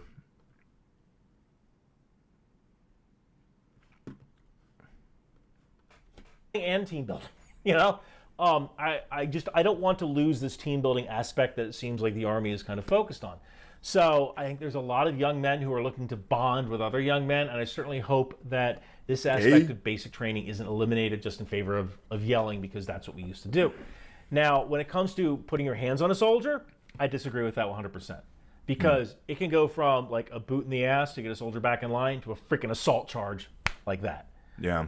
So I think maybe that being allowed again, probably that not could work in some circumstances. If someone isn't listening, you can freaking grab them, push them into position.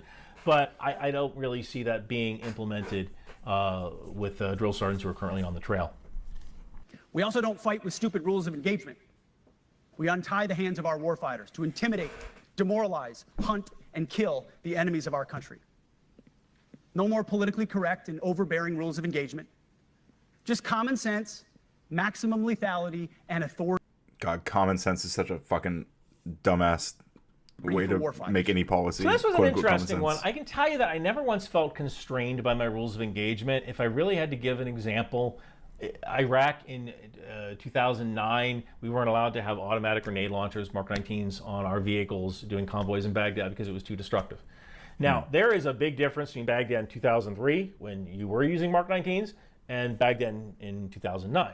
But, you know, I'm coming at this from the standpoint of an infantryman, but I know why the secretary said this. When we fight China in 2027, 2028, we're going to have a lot of dispersed units that are on islands, and they can't call back to CENTCOM and say, well, it wouldn't be CENTCOM, Indo-PACOM. They can't go back and say, hey, can we blow up this PLA tank that's right next to an apartment building? It could be because their communications are jammed because the situation is moving too fast. And that kind of fear from the soldiers who once were lieutenants during the Global War on Terror and are now colonels and generals, that fear of being wrong about targeting something is real. And we probably do need to give them a more permissive rules of engagement for times when they can't call someone and ask. And then when they do make that choice and they make the wrong choice, we need to be very careful about how we hold them accountable, especially if they didn't have all the information at the time. So on the whole, I think this was a good speech with many valid points. My main concerns moving forward are fitness standards without reevaluating our chow hall and our gym policies, and beards. The beard thing, plenty of armies in Europe have beards. The Ukrainians have beards. They seem to be doing okay. But I tell you, if we try to implement what the secretary wants with those three things without addressing the underlying causes, there's going to be a lot of consequences for readiness. And hey, if you want to support my work, head on over to ryanpet.substack.com. It's $5 a month. Remember, 500,000 Iraqi children died before 9/11 because of this common sense bullshit. Yeah, common sense. Quote unquote, common sense. Well, there's that. I feel like the way he characterized the speech at the end there I feel like it doesn't really align with, I guess he pointed out the two main things he has issues with. but I feel like he expressed a lot more concern than he did in his closing statements. But whatever. Thank you to one of the many inferior Ryans for the content.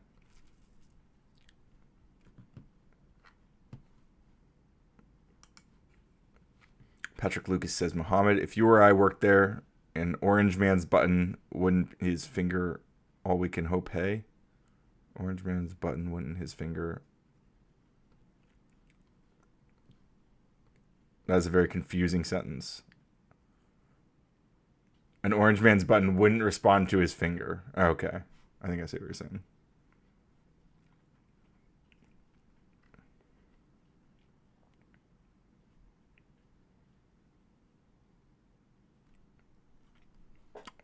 Here's a short one. National Guard deploys to Chicago while Illinois sues Trump administration. Let's check this out. Oh, I can't hear it. Hours. Texas National Guard troops will be in place just hours from now, ready to hit the streets of Chicago. The governor of Illinois is calling this a military-like invasion and is suing to stop it. Michelle's scary, very scary. Trump flinches too much, IMO. Very flinchy boy. Apologies. Yeah, don't ever let it happen again. You're fine, Patrick. At the live desk. Michelle, a lot to unpack here. Oh, yeah, certainly. You're taking a look at that very picture. The Texas National Guard, their governor saying they have deployed, and CNN reporting they have touched down in Indiana overnight, making... This is all from this morning. The governors of Illinois and Oregon are suing the Trump administration, saying residents do not want armed forces to occupy their neighborhoods. True. Their ways to Chicago. Now, at the same time, we are watching legal battles unfold. Illinois suing the Trump administration in the last 24 hours to push troops off the streets of Chicago. Similar tensions here in Portland. Such a scary sight. Like, look at this. Look at this shit. In the last 24 hours to push troops. Jesus Christ. This is America, by the way. This is America. This is happening in America right now. Crazy stuff. Off the streets of Chicago. Similar tensions here in Portland as we show you some new video we got overnight of protesters and federal agents outside an ICE facility. In Oregon, it is the National Guard from California that's been deployed. Now, the White House is now challenging an order from a... Look, it's a rock. Yeah, look, it does. It looks like it. But it's here. Federal judge who temporarily blocked troops from going to Portland. The president maintains local authorities have failed to keep communities safe. You look at what's happened with Portland over the years.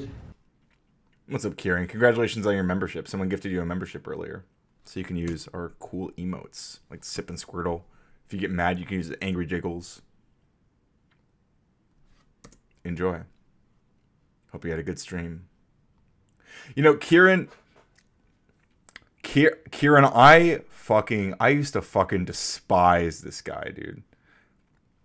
When Kieran and I, for like the first like handful of times that we talked, dude, I dreaded you coming up on panels because I was like, man, this guy's so fucking annoying. I was so triggered by your presence. Now I'm only a little triggered. Now you're much more tolerable now. I feel like we've grown. We've come a long way, Kieran. I'm not so gay to use custom emojis. It's okay to be gay, Karen. It's a burning hellhole, and then you have a judge that lost a Don't worry, I got you. I'll report him. Thanks, Mohammed. way that tries to pretend that like there's no problem. The folks in the neighborhoods do not want armed troops marching in their streets. They do not want Donald Trump to occupy their communities. True. And right there, you just heard from the Illinois governor. As for the governor of Oregon, she said there is no insurrection in Portland. Now, Jason and Lauren, there is a lot to break down about that word insurrection, especially because President Trump is threatening to use the Insurrection Act. Guys, we'll get to that coming up in the next half hour. Oh boy. They say non-insurrection. Trump disagrees. I think they're all really triggered about that word insurrection because of January 6th, right? They should start saying there's one going on in the White House. True.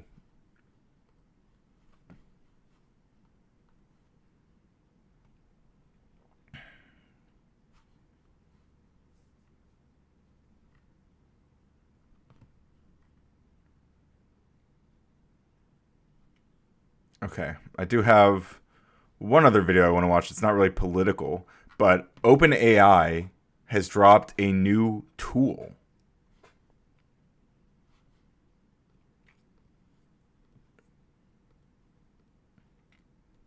There just isn't one in Portland. There's 30 people at most, it seems, dancing in the streets. Tool. Yes, a new tool. A new tool from OpenAI.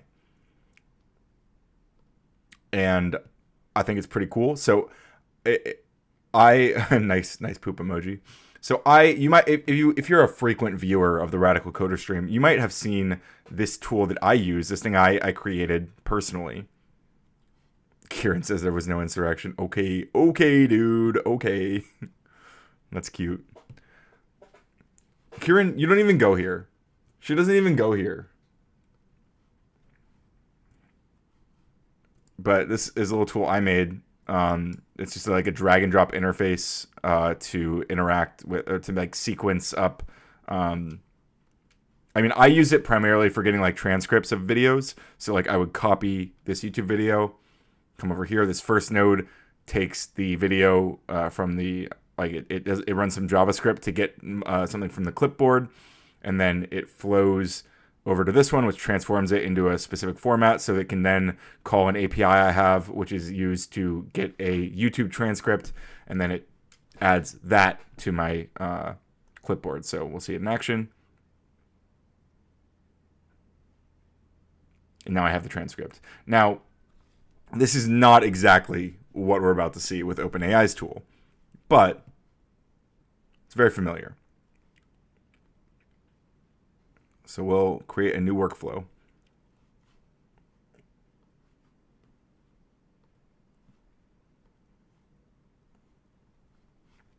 Looks very familiar, right?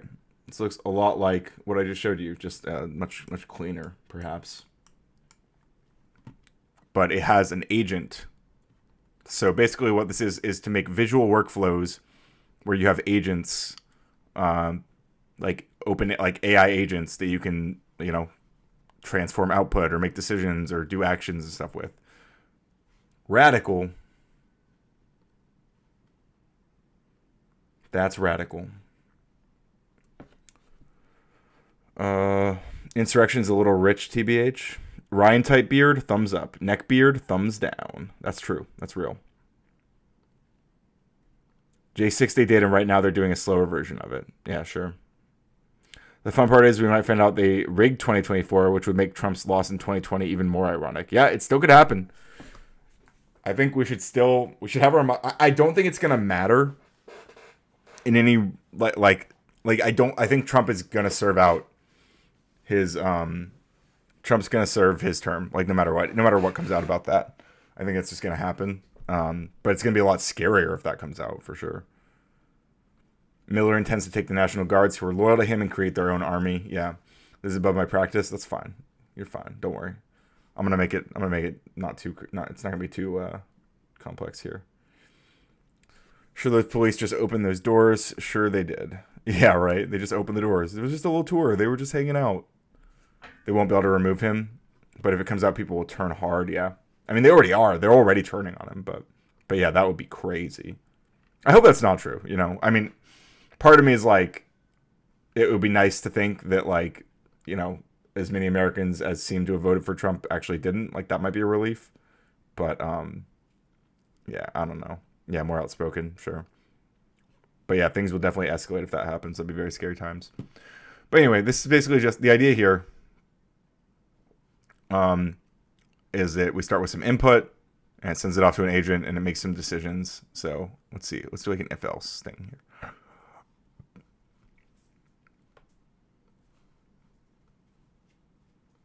I don't know exactly how this works, so I'm actually learning this in real time. Vance lacks the Riz. Yeah, Vance does not have the Riz. He definitely does not.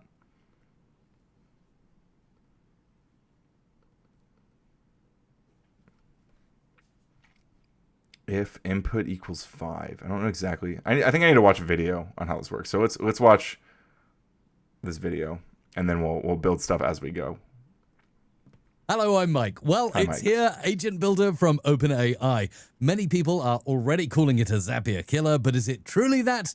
Let's dive in and find out. Okay, if you go to the regular ChatGPT, you'll find it's not there. You need to go here to platform.openai.com. I'll, of course, post that link down below, and you can start by building your very first workflow, which is very Zapier-like. Let's create, and I dive into a beautiful board here, even with an intro that we don't need to watch because I'm going to be creating. And you will start a workflow. Now, you can take inputs here. So the input would be text in many cases. You can add variables as well if you need that, but let's stay out of the weeds and get into the practicalities here. You can talk to an agent, which is, of course, an AI model powered here by ChatGPT-5, and you can choose to have different reasoning levels and also call tools as well. Look at all these things. Now, I think the superpower that we're going to hop into in this video will be adding an MCP server. Excited so far? You should be. It's a drag and drop interface from OpenAI that can build complex workflows that we can include in vibe-coded apps or our website. This is very, very exciting. This just dropped yesterday, and I just saw it this morning. I didn't even know it existed until this morning. I knew there was a dev, there was like a dev announcement yesterday from OpenAI, but I didn't know anything about it until today. So very exciting stuff. I'm going to see exactly what we can build. We're going to watch this guy's video and see what he suggests. You will answer questions about Mike Russell's YouTube channel and the content he's published there. Okay, that's a pretty reasonable first prompt. Now You are a helpful assistant. You'll answer questions. So we can do the same thing for us, right? So you will answer questions about Radical Coder's YouTube channel and the content he has published there. So that's what we'll do. So we'll make an agent. I'm going to say, you are a helpful agent. You will answer questions about Radical Coder's YouTube channel and the content he has posted there. Okay, cool. If you've used Zapier, then you'll have a good baseline for what this is. The idea is just like sending data from tool to tool, right? So like Zapier kind of automates that process or makes it like visually easier to like have triggers that send data to certain things at certain points in time, right? Transform that data, do fun things with that data. You'll notice over here a lot of different functions. We can talk to a model. GPT-5 is good, but you'll see there's a ton of different ones. You can choose the reasoning effort here. We'll keep it to low for the moment. And most interestingly, you can call tools. And that's what we're going to do. Now you'll see there's a bunch of stuff, including, I think, the most powerful one, the MCP server is just like, it stands for Model Context Protocol Server. Basically means like the model has an API it can reach out to. Like it can call, it can do a function call and be like, hey, like if I have, in theory, it would be able to hit my, if I publish my API here, which basically lets me get a YouTube transcript. If I publish this and it was like available online, then I could allow my agent to know how to hit that API to send it a YouTube video URL and retrieve the transcript. But there are probably other other APIs that do similar things. So, in fact, the agent itself might actually be able to get my transcripts if I ask for a specific one. I'm not even sure. I guess we'll find out. The MCP server, but we'll start with file search. And I'm going to click into file search, and it's really easy because I can simply upload files. And look at this, I prepared this earlier. Some of my YouTube transcripts from my other YouTube channel I'm going to upload. Okay, so he's doing that. So we can kind of do that. Here, give me 1 second.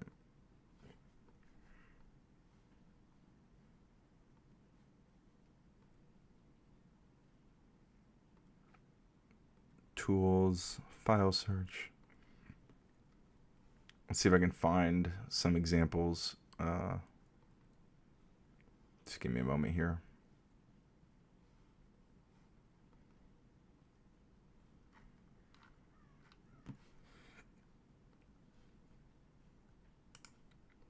I'm going to find some of my recent, I guess I can show this again here. So it's just showing, there's a bunch of transcripts I've downloaded. So like all these are like YouTube video IDs. But if I go to my channel, I should just be able to pull specific transcripts. Like if I go to live, I look at yesterday's stream.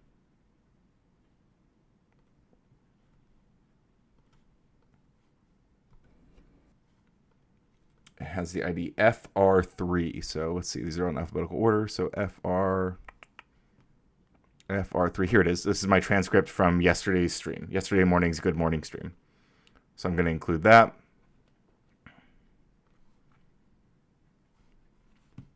And now I should be able to ask it questions. What's your passion, ambition at this time regarding YouTube?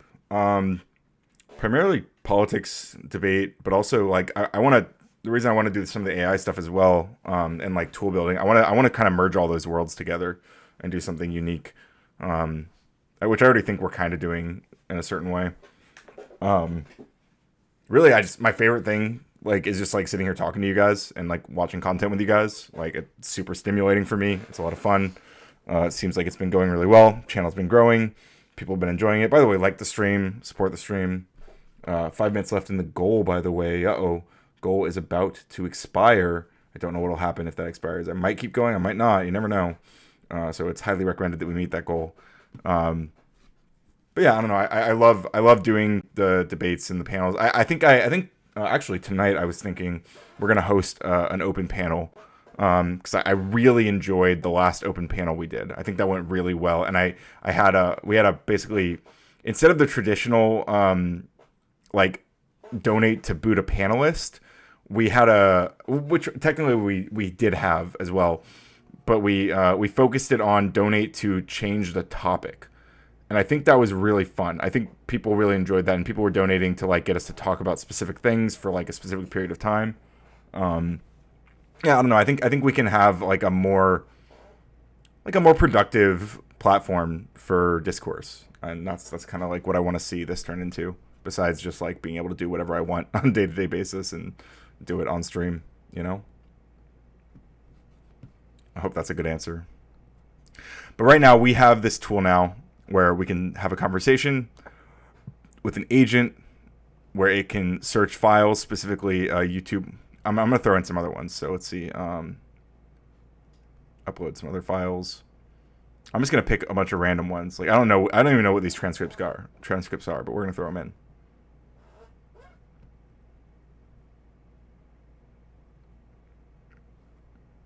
So now this agent can access all of those. AI would probably make you more money in the long and short term. Yeah, absolutely. But I don't want to be just an AI channel or just a politics channel or just a coding channel or just an Umbreon channel. I want to be Ryan, radical coder. Like, and these are just all the things I'm interested in. And I feel like I can combine all of them in like an interesting way. So as long as people are like enjoying me covering this stuff, I think they'll keep coming back, you know? But yeah, I also like the AI stuff is huge because it's like I'm glad you can dig it, Jelly. Thank you for all your support, by the way. Seriously, it means the world. Ryan's channeling exactly channeling Ryan. With my boy Umpy, my little sidekick.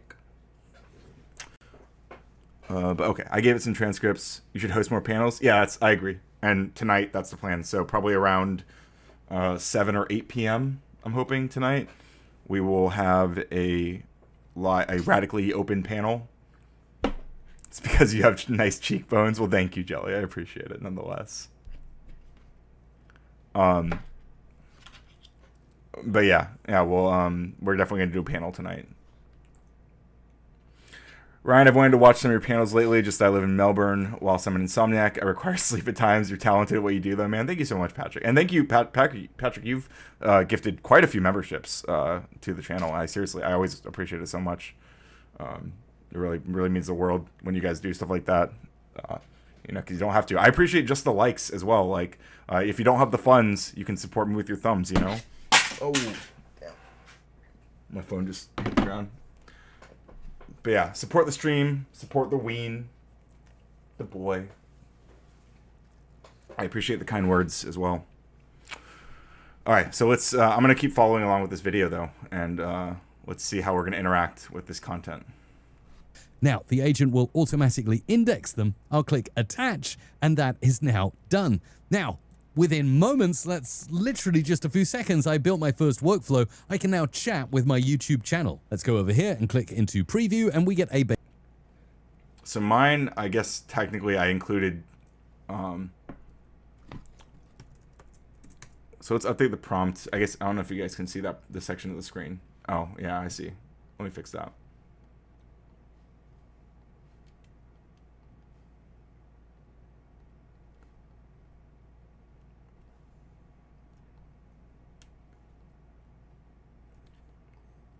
Because there is like a prompt section.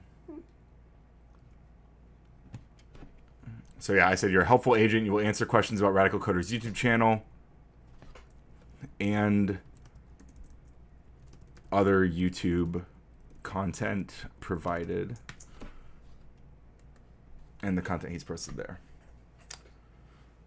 Way better. No, both your comments are great.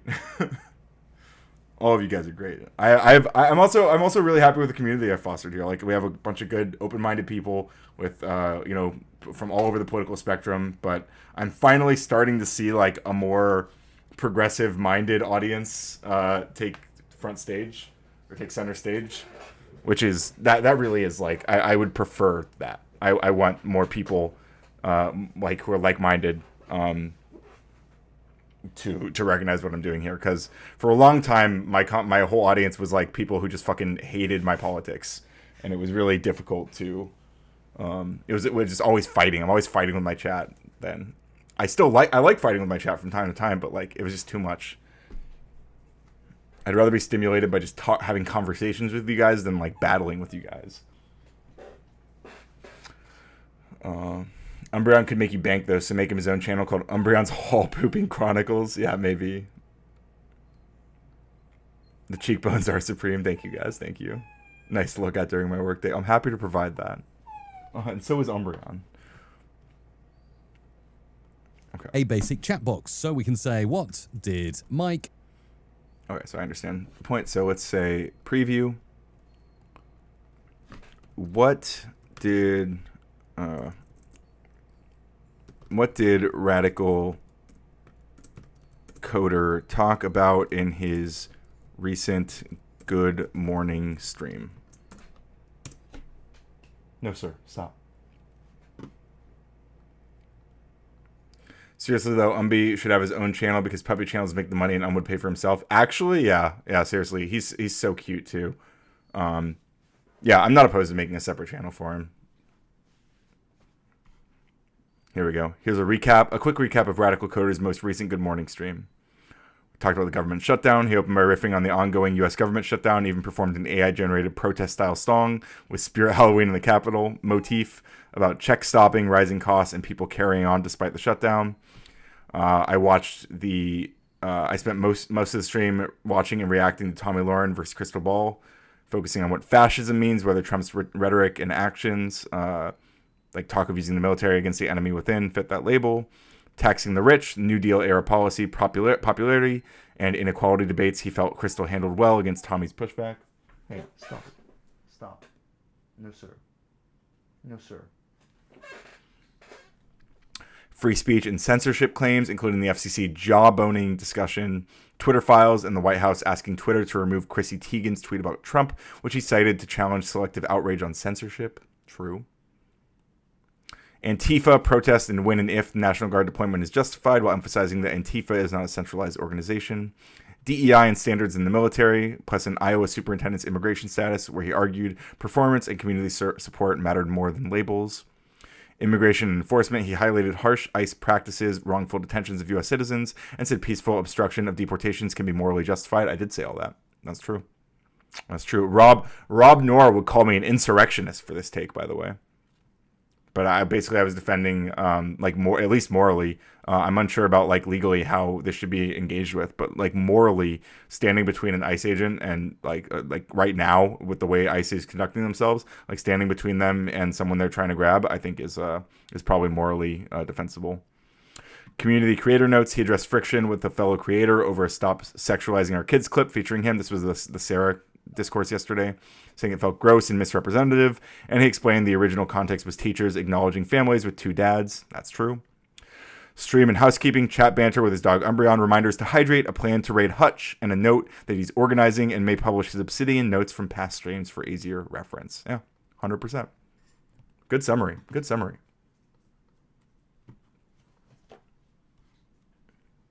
That's pretty cool. Let's see what his example looks like. Say about AI voices recently and see what the AI agent discovers for me from the context that I've just uploaded. Now you'll see it's searching the files, and this is King Blackout says, Ryan, may I ask, what's your stance on medically assisted death for the terminally ill? I think it's defensible in like really extreme cases. I mean, like, you got to imagine, like, there are people who are in incredibly horrific situations who, like, there's like no hope of recovery. I think there's something to that is probably defensible, you know? Like, it's sad and it's a very difficult decision. But I think it's a reasonable one that someone might decide. I think it's got to be extremely regulated. It's got to, like, there's got to be a lot of context. But I am open to it. I mean, like, again, there's people in such terrible situations. It's almost impossible to imagine, and just like being like, no, you have to, like, we have to keep you alive, suffering incessantly just because for the sanctity of your life that you might not even agree with at this point. You're just like in constant horrible pain that's never going to end. Like, I don't know. Again, it have to be extremely regulated, but I am open to it in extreme cases. That's how I feel about it. It's really cool. Not only has it told me OpenAI's new FM text-to-speech was mentioned on my channel recently, it actually references the documents with the... Have you seen the channel of the Chalk activist, former Christian, chalks outside her local government representative to release the Epstein files in the sidewalk every day? Sure. Would you consider teaming up with me to debate that in the future? No dates as yet, just feeling it out. Yeah, potentially. I'll make a note to do a little bit more research on it. But yeah, I feel fairly strongly about that. Oh, Umbreon just destroyed one of my bookmarks. A little piece of paper that I had in a book. He's ripped it out and shredded it to pieces. So that's my boy. The transcripts that I uploaded. Now that's a great first automation, but we want to get more complex than that. You will also generate one sentence to sum up Mike's thoughts and feelings that he's recently spoken about, and then you'll generate that using 11 Labs. Interesting. Generate that. Oh, using 11 Labs. Good to see you, Are We Not Man? Oh, and Joe Cool. Good to see you both. Look at that, Are We Not Man? We can see your emote, your fantastic emote. It can now show up on the overlay, although we have a problem where emotes add a line break, unfortunately, which is something I have to fix before the next stream, and I will. I actually have to go to the bathroom really bad, so I'm going to go pee real quick. You guys can spam the chat and listen to...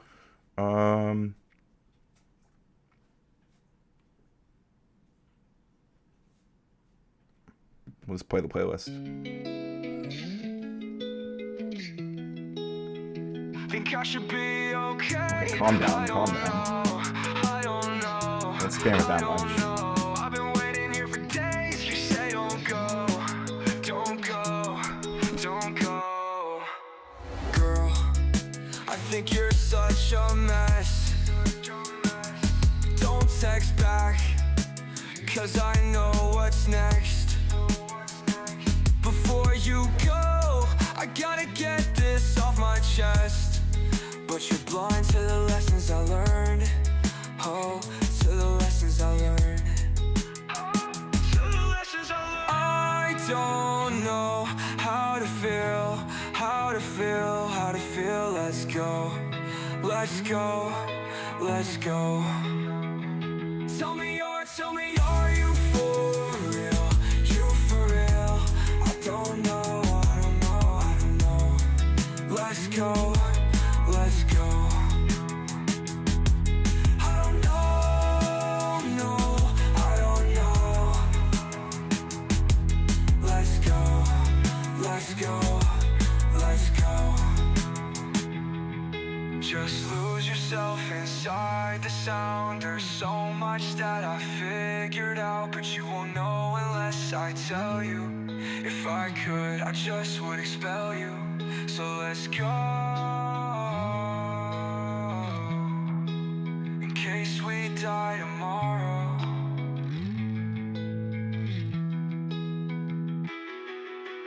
I don't know how to feel,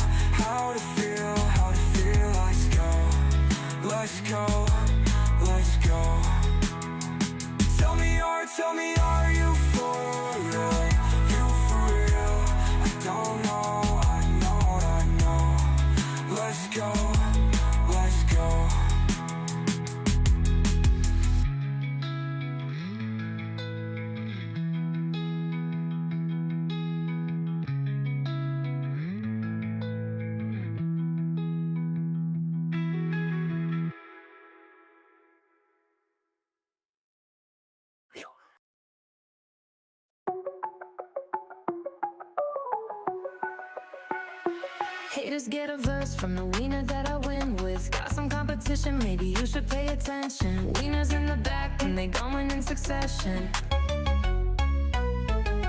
Haters get a verse from the wiener that I win with. Underestimate advice that you are getting. Got them ladies in the back and they are getting jealous. They hate us. They hate us. They hate us. They hate us. So play that beat again. I told her, baby, I'm winning. I'll say it again. They know we ain't kidding like.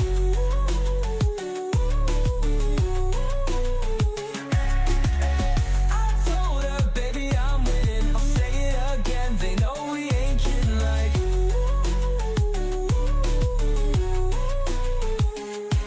I got haters now, so they must know I'm winning. Who knew winning was a race? Wiener and we winning. Who could've known that I'd inspire all this competition? They mad cause they losing. Maybe you should pay attention.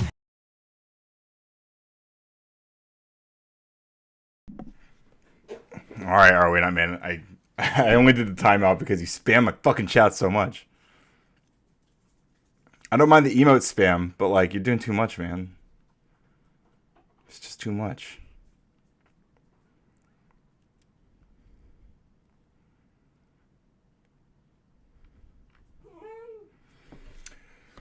Where it's agree to disagree. Where I live, it's highly regulated. What did Cody say about it?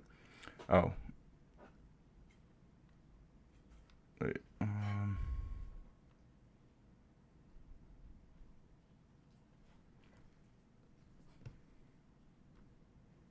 not enough. You want me to time you out longer, or are we not, men? Here, you get 5 minutes. Jackass. I'm trying to see what Cody said. Oh, especially legalizing medical assisted suicide during fascist times is a big nope. That's a really interesting point. No, sir. Do not bite my book. He's literally trying to eat my book now. That is an interesting point, Cody. Patrick says, I agree to disagree. Where I live, it's highly regulated. Is different where you are, free and easy, so to speak. It is an interesting debate.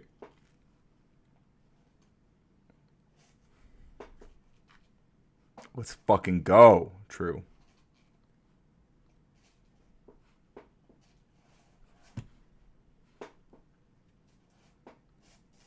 Okay.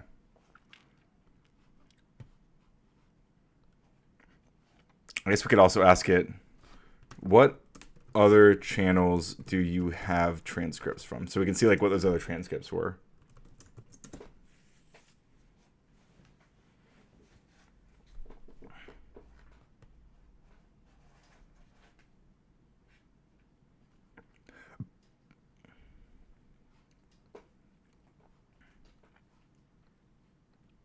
Yeah, it is a deep and dark conversation. Yeah, no doubt.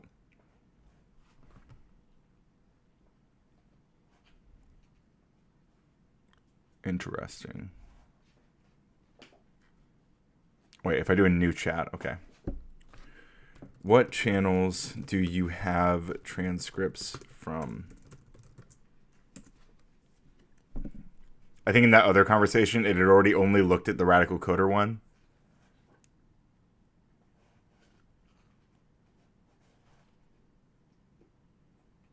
Yeah, so it's searching the file list. I say let's talk about it tonight. Yeah, absolutely. I'll make like a little topic list and I'll include that. Yeah, I'll definitely. I have promised before that I will do a stream. Hey, you cannot eat books. This is a bad habit he's starting to develop, where he starts chewing on books, so I can't leave books around. Unacceptable. We don't like that. All right, now I have transcripts from the YouTube channel Radical Coder.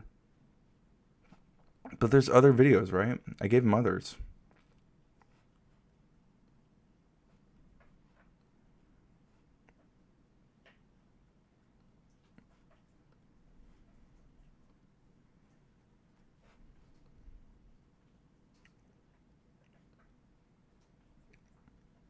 ChatGPT embarrassing itself right now.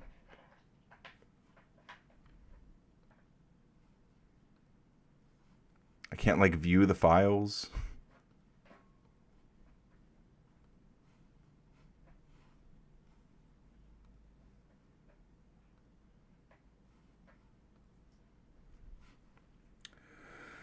Personally, I'm pro-life in all circumstances. However, I can empathize and like challenge at the topic. I've debated on verbal combat, but 5 minutes is not enough to hash it out. Yeah, for sure. It's 11:49. That's crazy. You time travelers. It is 8:49 a.m. here.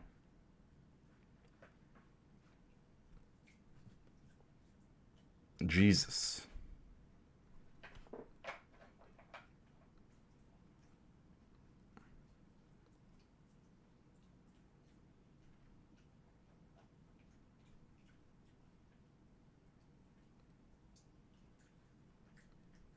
Oh wait, interesting. It looks like maybe it only does have the one file. That's weird. I thought I gave it others. Well, let's play with that a bit more then. Give me 5 questions to ponder with my chat based on the provided transcript. Deep, hard-hitting political, philosophical questions directly inspired by the contents of the stream.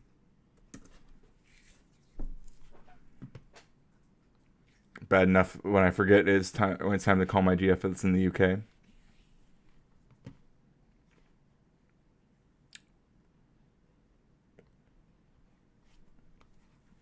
Anyway, while I'm doing this, let's watch more of the video here. Okay, that's pretty cool, but you'll say, wait a minute, Mike, there's no 11 Labs tool inside OpenAI Agent Builder. Yes, there is. So under my agent instructions in the initial step, I'll just say, give 2 responses, and then we'll select the output format down here, not as text back to the user, but instead as JSON. And then oh, interesting. So I can respond as JSON. I mean, here's some interesting questions, but I'm actually not going to ponder these right now. Where's the line between maintaining order and sliding into authoritarianism, especially when leaders flirt with dictator on day one rhetoric or talk about using the military against the enemy within? These are good questions, really interesting questions, but because I just got excited about some other stuff, so I can output as JSON, and I can add a schema. I imagine he's about to show me a good schema. And for the responses, I will say reply and quote, and then we'll reply and quote.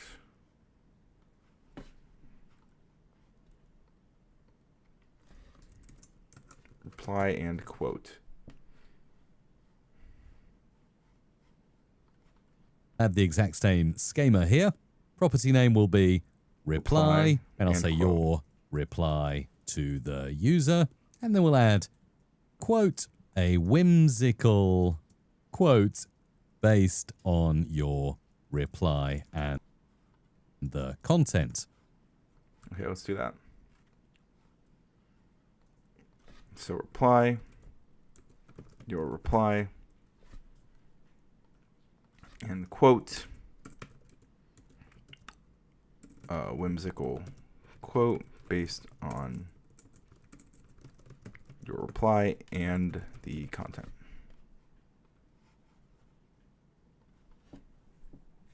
We'll click update. And with those extra actions added to my first agent, I can now go ahead, draw this out into another node, click here, and select from whichever node I like. I am going to give it the most powerful node, I believe, in Agent Builder, MCP.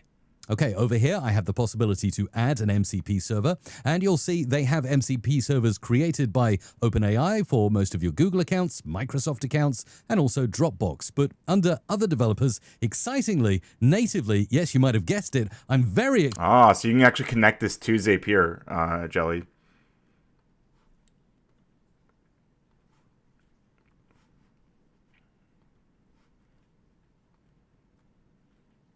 So I guess he has a Zapier thing. So he's trying to use 11 Labs, which is something that translates like text to speech primarily. I can also connect to PayPal, Stripe. This is making me want to try it. It's on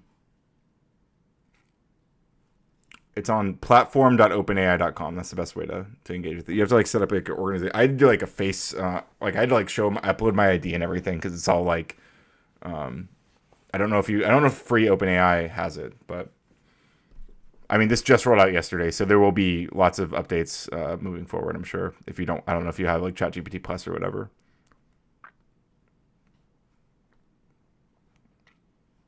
But I don't want to do all that jazz either. So I'm actually not going to use the MCP right now because I don't want to connect stuff. So maybe I'll come back to finish this video in a future stream because I don't have Zapier set up or anything, and I don't have any servers that I can connect to that are off the top of my head. Well, actually, let's think about. Yeah, I'll save it. I want to think more about this and come back and build some stuff in real time. But that was fun. It was a good premise. But I did add the let's see. So should still get a.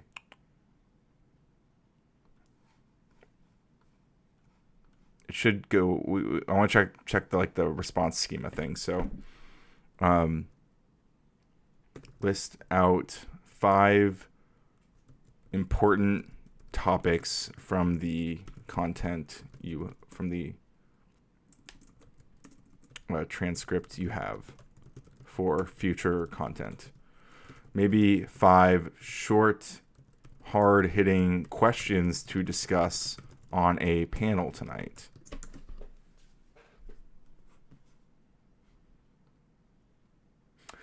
And Cody says, I heard a parent got scammed because they had his son's recorded voice using AI and he got a call thinking it was him because it was his voice saying he needed money sent for bail as he got a DUI. Holy shit. Yeah, that is the world we are living in, 100%. Scary stuff.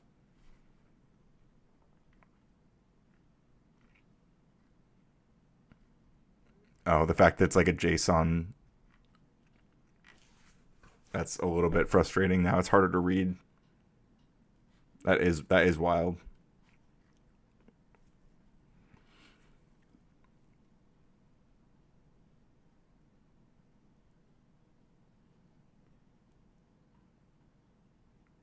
So the reply it generated. I see what it did now. It gave me the reply. So it wrote the 5. I thought I was kind of hoping it would break it down into like 5 replies, but I see why it didn't do that.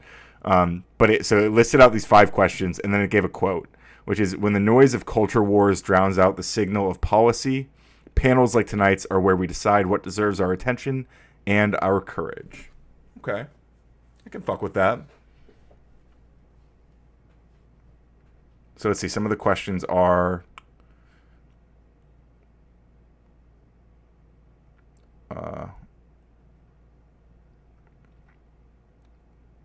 culture war distraction versus policy substance, transgender rights and gender affirming care portrayed as scapegoating.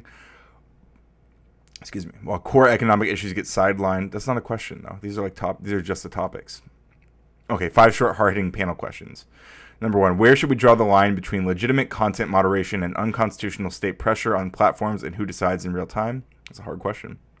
If tax-the-rich and pro-labor policies poll well, what's the political or practical barrier to implementing a New Deal-style economic agenda now? Another good question. These are great questions. Are culture war battles over gender identity distracting voters from kitchen table issues, or are they substantive rights debates that deserve top billing? Do recent uses of the National Guard and expanded surveillance tools signal necessary security or normalization of authoritarian tactics? What's the limiting principle? And number 5, should immigration policy prioritize strict legal status checks even when communities vouch for proven local leaders, or should performance and community needs weigh more heavily? Interesting questions. Maybe some stuff to consider tonight. So anyway, it's just a nice new visual way to interact with AI and create like workflows. I assume that I could send, here, I want to try one other thing. Oh, wait, not that. I'm going to try like a new one. You extract the most useful information from your provided input. And then I'm going to add another one, another agent. And this one's going to be, you elaborate on all of the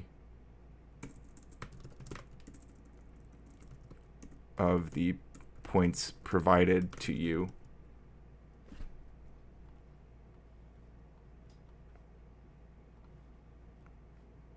So what it should do is break down the text that I give it, and then basically what's the word? Convolge? Compound? I don't know what the word I'm looking for is. Like, and then versus expanding. It's like this one shrinks down the information, and this one expands the information, explodes it, whatever. And then we can end.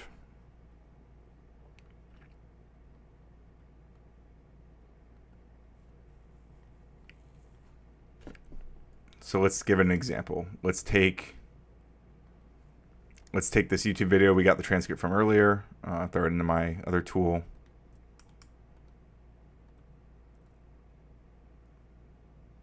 Condense. Yes, condense. Thank you.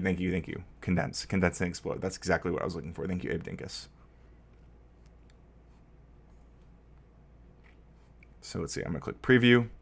I'm going to throw in this transcript, and then it's going to go into this agent, and it will condense, and then it will explode or expand. So it's here condensing it.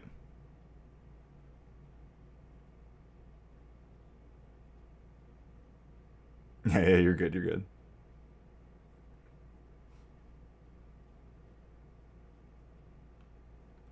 Being a parent of a son, he's an adult now, is probably one of my worst fears while raising him in these teenage years. He had just started high school when AT became popular online. Having constant discussions with him about dating and treatment of girls he was interested in is something we always discussed. I'll be honest and say there were incidents with other boys at his school age, whatever, presumably.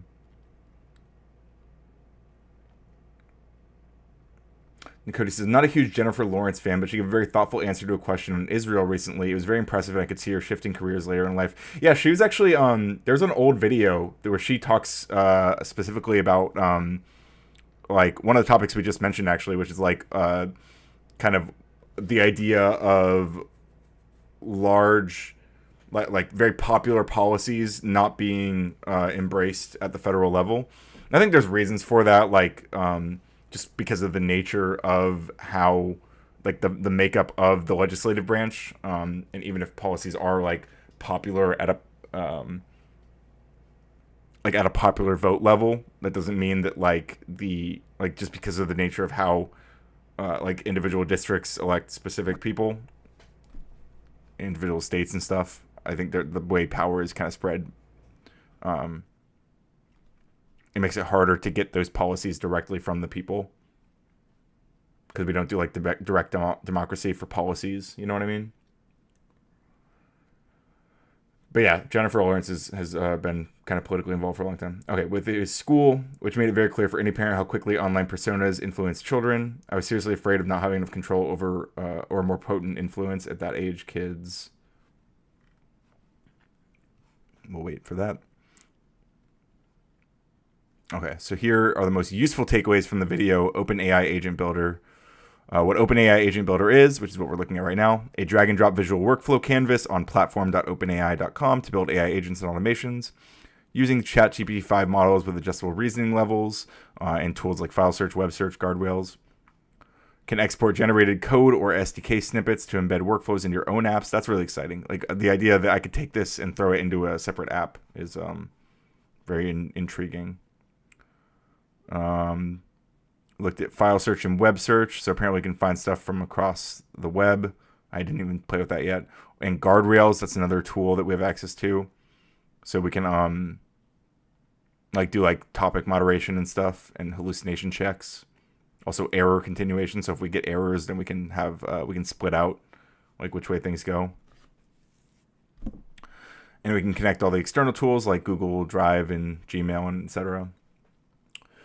4x4. I believe they are impervious to harm and are way more risky than I can remember when I was a teen. Luckily, it turned out to be fine. But if you're active with these kids, you can hear the influence via lingo. Do you want that video of Jennifer Lawrence? I think it was maybe a short I was watching. Yeah, if you have it.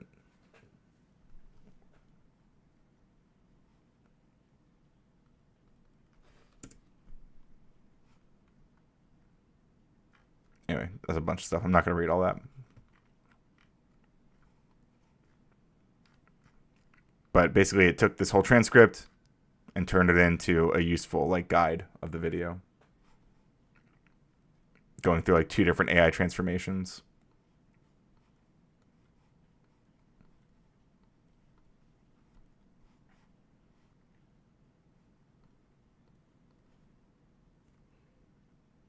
If you can't find it, that's okay, because I think I'm actually about to end soon. I need to take Umber on for his morning walk, and I need to take a shower and stuff. But I probably will. I'll probably go live again sooner than later, and we'll definitely do the panel like later tonight. But I might go live in between now and then still. Maybe not. We'll see. I might sleep a little bit. Who's live? You guys are going to go see Tom. You're going to go see our buddy Tom.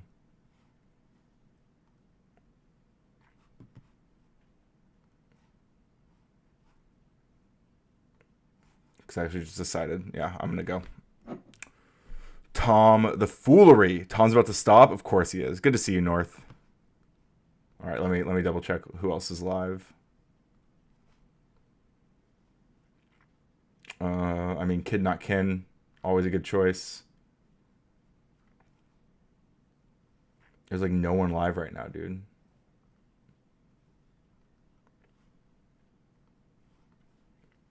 Tom's probably about to raid over here. Hell, not talk to you later. I don't blame you. That's okay. I just changed it. You're going to Kid Not Kin. It's 9 a.m. Yeah.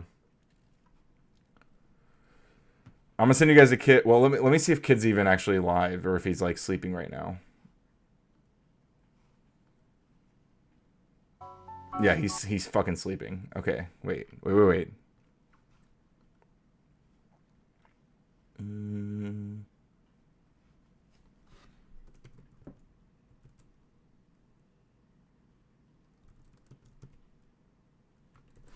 Okay, maybe I'm not rating you guys anywhere then. You guys can disperse on your own. Cheers, guys. Thank you. Thank you all for the support. Thank you all for chatting. Thank you all for hanging out. Like the stream, love the stream, drink some water, love yourselves, love the ween, support the stream, support the ween, all that jazz. Leave a comment on the stream afterwards, if you don't mind. If you have any final thoughts based on this conversation, based on the stream, anything we talked about, you want to hear more about, or just want to leave a nice, fun comment. Yeah, peace and love indeed. Just leave a comment. Help it get in the algorithm. Trying to grow the channel. Trying to get some more support. We've been growing pretty good rate lately, but unless we're like collaborating unless we're doing like other streams, we don't tend to get a lot of subs during the streams. But it is good. I still really enjoy like just sitting here like talking to you guys and like building the community up. So I do appreciate that. Yes, water. I need that. Don't we all? Okay, yeah, I'm not sending you guys anywhere. You're free to disperse on your own. You don't have to go home, but you can't stay here. I love you. Bye.